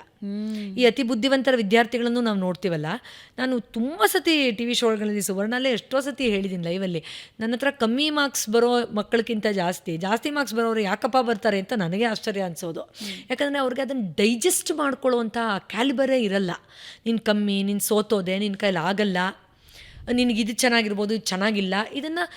ಆ್ಯಂಡ್ ನಮ್ಮ ಸಮಾಜದಲ್ಲಿ ಈಗ ನೀವು ಒಂದು ಮದುವೆ ಮನೆ, ಒಂದು ಗ್ಯಾದರಿಂಗ್, ಒಂದು ಕಿಟಿ ಪಾರ್ಟಿ ಯಾವುದಾದ್ರೂ ತೊಗೊಳ್ಳಿ, ಅಲ್ಲಿ ಯಾವುದಾದ್ರೂ ವ್ಯಕ್ತಿ ಸುಮಾರಾಗಿದ್ದು ಲೈಫಲ್ಲಿ ಒಂದಷ್ಟು ಏರುಪೇರಾಗ್ತಾಯಿದ್ದು ತೀರಾ ಮುಕ್ತವಾಗಿ ಪ್ರಾಮಾಣಿಕವಾಗಿ ಸಂತೋಷವಾಗಿದ್ದರೆ ಅಲ್ಲಿ ಅಟ್ಲೀಸ್ಟ್ ಒಂದು 10 ಜನ ಆತನ ಅಥವಾ ಆಕೆಯ ಸಂತೋಷವನ್ನು ಹಾಳು ಮಾಡೋಕ್ಕೆ ಸಿದ್ಧರಾಗಿರ್ತಾರೆ, ಆನ್ ದೇರ್ ಟೋಸ್. ಯಾಕಂದರೆ ನಮ್ಮ ಮನಸ್ಥಿತಿ ಅನ್ಯಥಾ ಭಾವಿಸಬೇಡಿ. ಅನ್ಫಾರ್ಚುನೇಟ್ಲಿ ಅಂದರೆ ಇದು ಒಂದು ನಿರಾಳವಾದ ಒಂದು ಭೀಕರವಾದ ಸತ್ಯ ಅಂತ ಹೇಳ್ತೀವಲ್ಲ, ಆ ಥರದ್ದೊಂದು ಸತ್ಯ ಏನು ಅಂದರೆ, the society most of them cannot tolerate happy people. ಈಗ ನಿಮ್ಮ ಹತ್ರ ಕೆಲಸ ಇಲ್ಲ, ಇನ್ನೂ ಮಗು ಆಗಿಲ್ಲ, ನರೆ ಕೂದಲು ಬಂದಿದೆ, ನಿಮಗೆ ಸಂಬಳನೂ ತುಂಬ ಕಮ್ಮಿ ಬರ್ತಾ ಇದ್ದಾಗ ನೀವು ಇನ್ನೂ ಸ್ವಂತ ಮನೇಲಿಲ್ಲ, ಆದರೂ ನೀವು ತುಂಬ ಮುಕ್ತವಾಗಿ ಆನಂದವಾಗಿದ್ದೀರಾ ಅಂತ ಇಟ್ಕೊಳ್ಳಿ.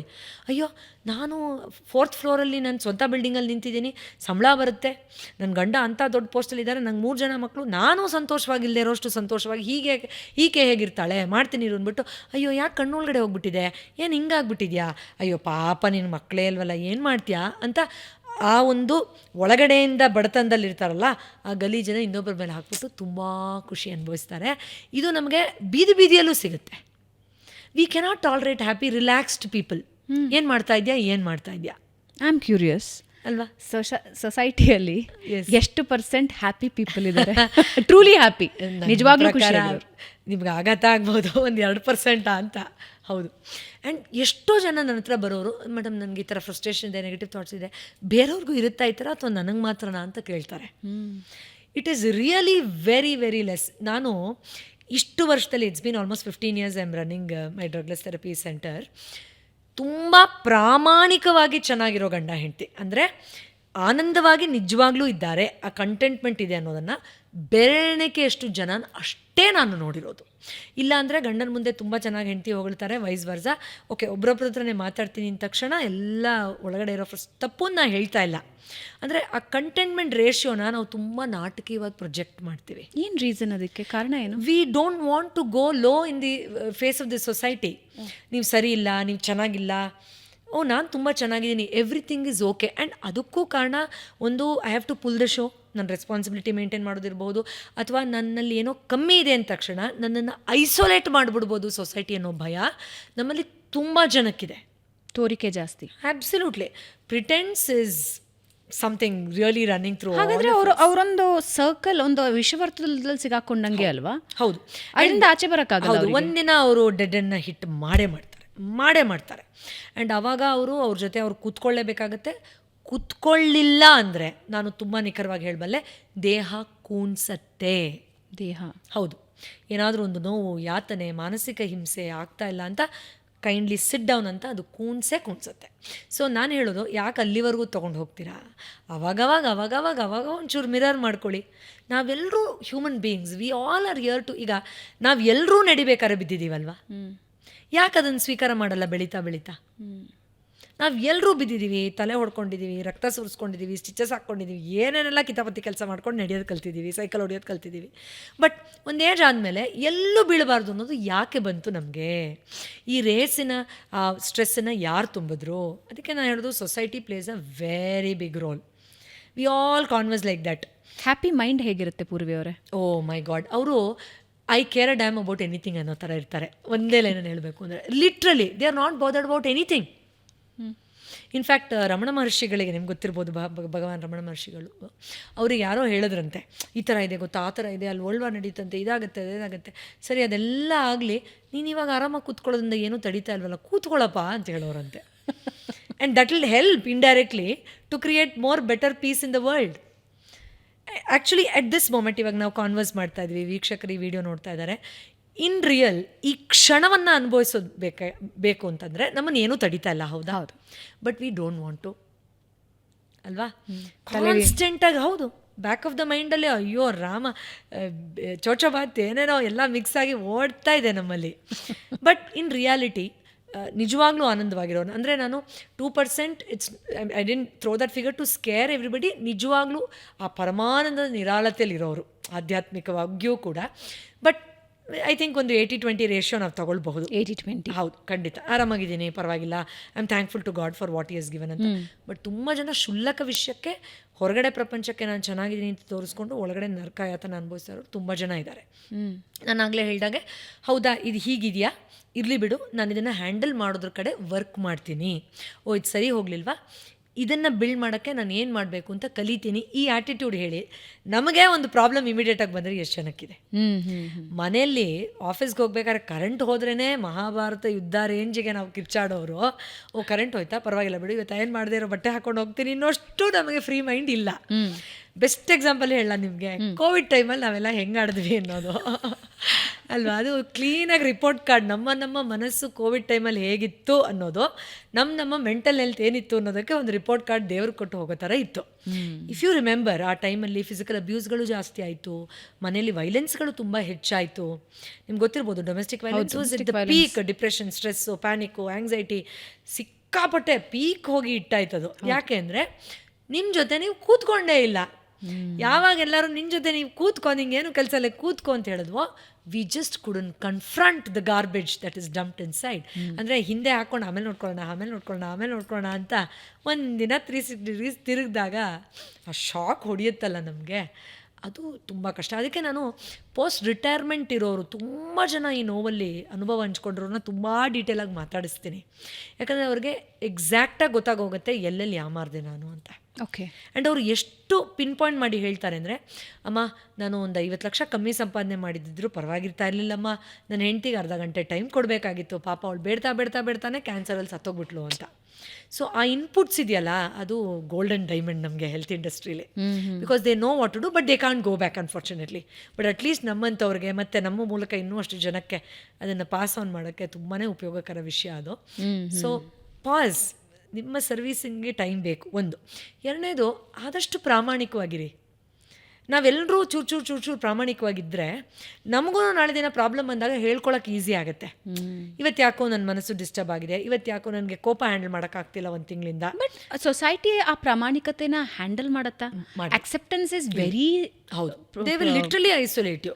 ಹೌದು, ನೀವು ಇವಾಗ ಇಫ್ ಯು ಆರ್ ಸೇಯಿಂಗ್ ಇವತ್ತು ನನಗೇನೋ ನಾನು ಡಿಸ್ಟರ್ಬ್ಡ್ ಇದ್ದೀನಿ, ನನ್ನ ಮೈಂಡ್ ಸರಿ ಇಲ್ಲ, ಹೌದು, ಇವತ್ತು ಐ ಆಮ್ ನಾಟ್ ನಾರ್ಮಲ್ ಅಂದರೆ ಸೊಸೈಟಿ ಅಥವಾ ಸುತ್ತಲಿನ ಜನ ಅದನ್ನ ಹಂಗೆ ಅಕ್ಸೆಪ್ಟ್ ಮಾಡಲ್ಲ. She is behaving weird, she is not normal, she is not polite, ಸರಿ ಇಲ್ಲ ಅವಳು, ಇನ್ಡಿಸಿಪ್ಲಿನ್ಡ್, ಇವೆಲ್ಲ ಬರುತ್ತೆ. Absolutely true. ಅಂದರೆ ನಮಗೆ ಎದುರುಗಡೆ ಇರೋರ್ಗು ಪರವಾಗಿಲ್ಲ ಬಿಡು, ಅವ್ರಿಗೇನೋ ಪಾಪ ಹಾರ್ಮೋನ್ಸ್ ಚೇಂಜ್ ಆಗಿರ್ಬೋದು, ಮನೇಲಿ ಪಾಪ ಮಗು ಇದೆ, ಏನೋ ಪಾಪ ಅರ್ಜೆಂಟಲ್ಲಿ ಬಂದಿರ್ಬೋದು, ಅಷ್ಟು ನಿರಾಳತೆ ನಮಗೇ ಇಲ್ಲ. ಸೊ ಎದುರುಗಡೆ ಇರೋನು ಪಾಪ ಆ ಸ್ಪೇಸನ್ನ ಹೇಗೆ ಪಡ್ಕೊಳಕ್ಕಾಗತ್ತೆ? Very true. ಇದು ಕಲೆಕ್ಟಿವ್ ವರ್ಕ್, ಇದು ಕಲೆಕ್ಟಿವ್ ವರ್ಕ್. ಸಾಮೂಹಿಕವಾಗಿ ಎಲ್ಲರೂ ಒಂದೊಂದೇ ಹೆಜ್ಜೆ ಹೋದರೆ ಖಂಡಿತ ಸಾಧ್ಯ ಆಗ್ಬೋದು. But otherwise not an easy task since it's not available right now in the society. ಆ ಥರದೊಂದು ಎನ್ವೈರ್ಮೆಂಟ್ ಇಲ್ಲದೆ ಇರೋದ್ರಿಂದ ಅನ್ಫಾರ್ಚುನೇಟ್ಲಿ ನಾವು ನಮ್ಮ ಮನೆಯಲ್ಲೇ ಆ ಎನ್ವೈರ್ಮೆಂಟ್ ಇಲ್ಲ, ಬಿಟ್ಬಿಡಿ. ನಾವೀಗ ಕೆಲಸಕ್ಕೆ ಹೋಗೋ ಕಡೆ ತುಂಬ ದೂರ. ಈಗ ನಾರ್ಮಲಿ ಒಂದು house wife, literal house wife ಅಂತ ಇಟ್ಕೊಳ್ಳಿ, ಕೆಲಸದಿಂದ ಬಂದ ಗಂಡನಿಗೆ ಯಾಕೋ ನಂಗೆ ಇವತ್ತು ದುಃಖ ಆಗ್ತಿದೆ, ಸಾಯಬೇಕು ಅನಿಸ್ತಿದೆ ಅಂದರೆ 95% ಆಫ್ ದ ಮೇಲ್ ಏನು ಹೇಳ್ತಾರೆ ಅಂದರೆ, ನಿನಗೆ ತಿಂದು ಕೊಬ್ಬು ಜಾಸ್ತಿ ಆಗಿದೆಯಾ, ಮನೇಲೇ ಇದೆಯಲ್ಲ ಅದಕ್ಕೆ ನಿನ್ಗೆ ಹಿಂಗಾಗಿದೆ, ಯಾವಾಗಲೂ ಇದ್ದಿದ್ದೆ, ನಾನು ತಂದು ಹಾಕ್ತೀನಲ್ಲ ಅದು ಜಾಸ್ತಿ ಆಗಿರ್ಬೋದು. ಈ ಥರ ಇನ್ನೂ ವಿಯರ್ಡ್ ಆಗಿರೋ ಸ್ಟೇಟ್ಮೆಂಟ್ಗಳನ್ನ ಮಾಡ್ತಾರೆ ಹೊರತು, ಹೌದಾ ಕೂತ್ಕೋ ಬಾಯಿಲಿ ಏನಾಯಿತು ಅನ್ನೋರು ಎಷ್ಟು ಜನ ಇದ್ದಾರೆ ನೀವು ಹೇಳಿ? ಆತನೂ ಅಲ್ಲಿಂದ ಏನೋ ಸ್ಟ್ರೆಸ್ ತೊಗೊಂಬಂದಿರ್ತಾನೆ, ಇಲ್ಲಿ ವಾಂತಿ ಮಾಡಬೇಕು ಟ್ರೈ ಮಾಡ್ತಿರ್ತಾನೆ, ಆಲ್ರೆಡಿ ಹೆಂಡತಿ ಪಾಪ ತೋರಿಸ್ತಾರೆ ಅಂದ್ರೆ ಅವ್ರಿಗೂ ಗೊತ್ತಾಗಲ್ಲ ಹೆಂಗೆ ಹ್ಯಾಂಡಲ್ ಮಾಡಬೇಕು. ಇಬ್ರು ಸಮಾನ ದುಃಖಿಗಳು. ಆಬ್ಸಲ್ಯೂಟ್ಲಿ. ಆ್ಯಂಡ್ ಈ ಥರ ಇಮೋಷನ್ಸ್ನ ಹ್ಯಾಂಡಲ್ ಮಾಡಿದ್ರೆ ಇಬ್ಬರು ಪಾರ್ಟ್ನರ್ ಆಗಿಬಿಟ್ರೆ ಮಗು ಕತೆ ಗೋವಿಂದಾನೇ ಅಲ್ಲಿ. ಬಿಕಾಸ್ ಅದು ಅಪ್ಪ ಅಂದ್ರೇನು, ಅಮ್ಮ ಅಂದ್ರೇನು, ಲವ್ ಅಂದ್ರೇನು, ರಿಲೇಷನ್ಶಿಪ್ ಅಂದ್ರೇನು, ಆಂಗ್ಸೈಟಿ ಅಂದ್ರೇನು, ಕೋಪ ಅಂದ್ರೇನು, ವೆಂಟಿಂಗ್ ಕೌಂಟ್ ಅಂದ್ರೇನು ಎಲ್ಲ ನೋಟ್ಸ್ ಮಾಡ್ಕೊಳ್ತಾ ಇರುತ್ತೆ ಸಬ್ಕಾನ್ಷಿಯಸ್ಲಿ. ಆ್ಯಂಡ್ ಅನ್ಫಾರ್ಚುನೇಟ್ಲಿ ಅದ್ರ ಲೈಫ್ ಅಂತೂ ಅಲ್ಲೇ ರಿಪೋರ್ಟ್ ಕಾರ್ಡ್ ಬಂದಂಗೆ ಹೋಯ್ತು. ಈ ಚೈಲ್ಡ್ಹುಡ್ ಟ್ರಾಮಾಸ್ ಇದೆಯಲ್ಲ, ಅಂದರೆ ಫಿಸಿಕಲ್ ಅಬ್ಯೂಸ್ ಆಗಿರಬಹುದು ಅಥವಾ ಪೇರೆಂಟ್ಸ್ ಮಧ್ಯದ ಜಗಳಗಳಾಗಿರಬಹುದು, ಎವ್ರಿ ಡೇ ಇದ್ರೆ ತೊಂದರೆಗಳಾಗಿರಬಹುದು, ಅಥವಾ ಮಗುವಿಗೆ ಏನೋ ಒಂದು ಅಬ್ಯೂಸ್ ಆಗಿರಬಹುದು, ಆ ಟ್ರಾಮಾಸ್ ಅವ್ರ ಭವಿಷ್ಯ ಬರೆಯತ್ತಾ? Yes, this is a very very important question. ಯಾಕೆಂದರೆ ನನ್ನ ಸಂಸ್ಥೆಯಲ್ಲಿ ಇವತ್ತು ಈಗ ನಾನು 42,000+ ಒನ್-ಆನ್-ಒನ್ ಸೆಷನ್ಸ್ ಏನು ಡಾಕ್ಯುಮೆಂಟೆಡ್ ರೆಕಾರ್ಡ್ ಮಾಡಿ ಇಟ್ಟಿದ್ದೀನಿ. ಅದರಲ್ಲಿ ಯಾರು ಬೇಕಾದ್ರೂ ಬಂದು ಒಂದು 10 ಫಾರ್ಮ್ ತೆಗೆದ್ರೆ ಅದರಲ್ಲಿ 8ರಿಂದ 9 ಫಾರ್ಮ್, ಅಂದರೆ ಅಲ್ಲಿ ಬಂದಿರೋರೆಲ್ಲ ಕಾಯಿಲೆ ಇರೋರು, ಕಾಯಿಲೆ ಬರೆದಿರ್ತಾರಲ್ವಾ, 8ರಿಂದ 9 ಫಾರ್ಮಲ್ಲಿ ನೀವು ಹೇಳಿದ್ದಷ್ಟು ಕಾರಣಗಳಿರುತ್ತೆ. 8ರಿಂದ 9? ಎಸ್. ಸೊ 100ರಲ್ಲಿ 98ರಿಂದ 99% ಜನ ನೀವು ಇವಾಗ ಹೇಳಿದ್ದು ಟ್ರಾಮಾ, ಅಬ್ಯೂಸು, ಅಥವಾ ಅಪ್ಪನ ಇದು ನಡವಳಿಕೆ ಸರಿ ಇರಲಿಲ್ಲ, ಅಪ್ಪನಿಗೆ ಕೆಟ್ಟ ಚಟಗಳಿತ್ತು, ಅಥವಾ ಒಂಥರ ಟಾಕ್ಸಿಕ್ ಎನ್ವೈರ್ನ್ಮೆಂಟ್, ಅಪ್ಪ ಓವರ್ ಕಂಟ್ರೋಲಿಂಗ್ ಇದ್ದರು ಅಥವಾ ಅಮ್ಮ ವಿಪರೀತ ಇಮೋಷ್ನಲ್ ಇದ್ಲು, ಈ ಥರದ್ದು. ಅದೇ ಹೇಳಿದ್ನಲ್ಲ, 10ರಲ್ಲಿ 9 ಕೇಸಸ್ 8 ಕೇಸಸ್ ನಾವು ನೋಡ್ತೀವಿ ಅಂದರೆ ಅವ್ರು ಆಗ ಹೇಳ್ತಾ ಇದ್ದಂಗೆ ಅವ್ರಿಗೆ ಮಾನಸಿಕ ಸಮಸ್ಯೆಗಳು ಏನಿದೆ ಅಂತ ಅದ್ರ ಜೊತೆ ನಾವೇ ಗೆಸ್ ಮಾಡ್ಬಿಡ್ಬೋದು. ಏನೇನು ಮಾನಸಿಕ ಸಮಸ್ಯೆ ಆಗತ್ತೆ ಅಂದರೆ ಈ ಟ್ರಾಮಾಸ್? ಎಸ್, ಕೆಲವರಿಗೆ ಹೆಣ್ಮಕ್ಕಳಿಗೆ ಎಸ್ಪೆಷಲಿ ಸೆಕ್ಷುವಲ್ ಅಬ್ಯೂಸ್ ಆಗಿರುತ್ತೆ ಚಿಕ್ಕ ವಯಸ್ಸಿನಲ್ಲಿ. ಮನೆ ವಾತಾವರಣ ಚೆನ್ನಾಗಿರಲ್ಲ, ಅಪ್ಪ ಕುಡಿಯೋದು, ಅಮ್ಮ ಕುಡಿಯೋದು, ಅಥವಾ ಮತ್ತೊಂದು ಮಗದೊಂದು.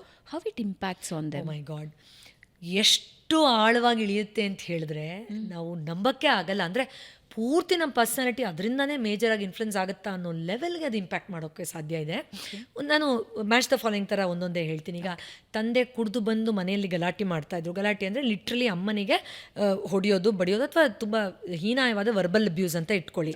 ಸೊ ಮಗು ಎದ್ದು ಆಗಾಗ ಅದನ್ನು ನೋಡ್ತಾ ಇರೋದು, ಅಥವಾ ಅಪ್ಪ ಬಂದರು ಅನ್ನೋ ಟ್ರಾಮಾಗೆ ಒಳಗಾದರೆ ಅದಕ್ಕೆ ಆ ಒಂದು sympathetic nervous system over active ಆಗಿ, ಅಂದರೆ ಆಂಗ್ಸೈಟಿ ಪ್ಯಾಟರ್ನ್ ಜಾಸ್ತಿ ಆಗಿ ತುಂಬ ಆ್ಯಂಕ್ಷಸ್ ಆಗೋದು, ತುಂಬ ಫಿಯರ್ ಬೇಸ್ಡ್ ಪರ್ಸ್ನಾಲಿಟಿ ಬರೋದು, ಆತ್ಮವಿಶ್ವಾಸದ ಕೊರತೆ ಆಗೋದು, ಚಿಕ್ಕ ವಿಷಯನೂ ಬೇಗ ಟ್ರಿಗರ್ ಮಾಡೋದು, ಅಥವಾ ಸಣ್ಣದಾಗಿ ಏನಾದರೂ ಬೇಜಾರು ಮಾಡಿದ್ರೆ ಅದರಿಂದ ಆಚೆ ಬರೋಕ್ಕೆ ಸಾಧ್ಯ ಆಗದೆ ಇರೋದು, ಏನೋ ಕೆಟ್ಟದೇ ಆಗುತ್ತೆ, ಕೆಟ್ಟದೇ ಆಗಬಹುದು ಅಂತ ವಿಪರೀತವಾದ ನೆಗೆಟಿವ್ ಥಾಟ್ಸ್ ಬಂಬಾರ್ಡ್ ಆಗೋದು, ಈ ಥರದ ಸಮಸ್ಯೆಗಳಿರ್ಬೋದು. ದೊಡ್ಡವರಾದ್ಮೇಲೂ ಇದು ಕ್ಯಾರಿ ಆನ್ ಆಗುತ್ತೆ. ಯಾವ ಏಜ್ ಬೇಕಾದ್ರೂ ಇರ್ಬೋದು. 60ನೇ ವರ್ಷದಲ್ಲೂ ತುಂಬ ಜನ ನಾವು ಇದನ್ನು ಕನೆಕ್ಟ್ ಮಾಡೋಕ್ಕೆ ಟ್ರೈ ಮಾಡಿದಾಗ ಅದು ಬಿಡಿ ಮೇಡಮ್ ಚಿಕ್ಕ ವಯಸ್ಸಲ್ಲಿ ಅಂತ ಹೇಳ್ತಾರೆ.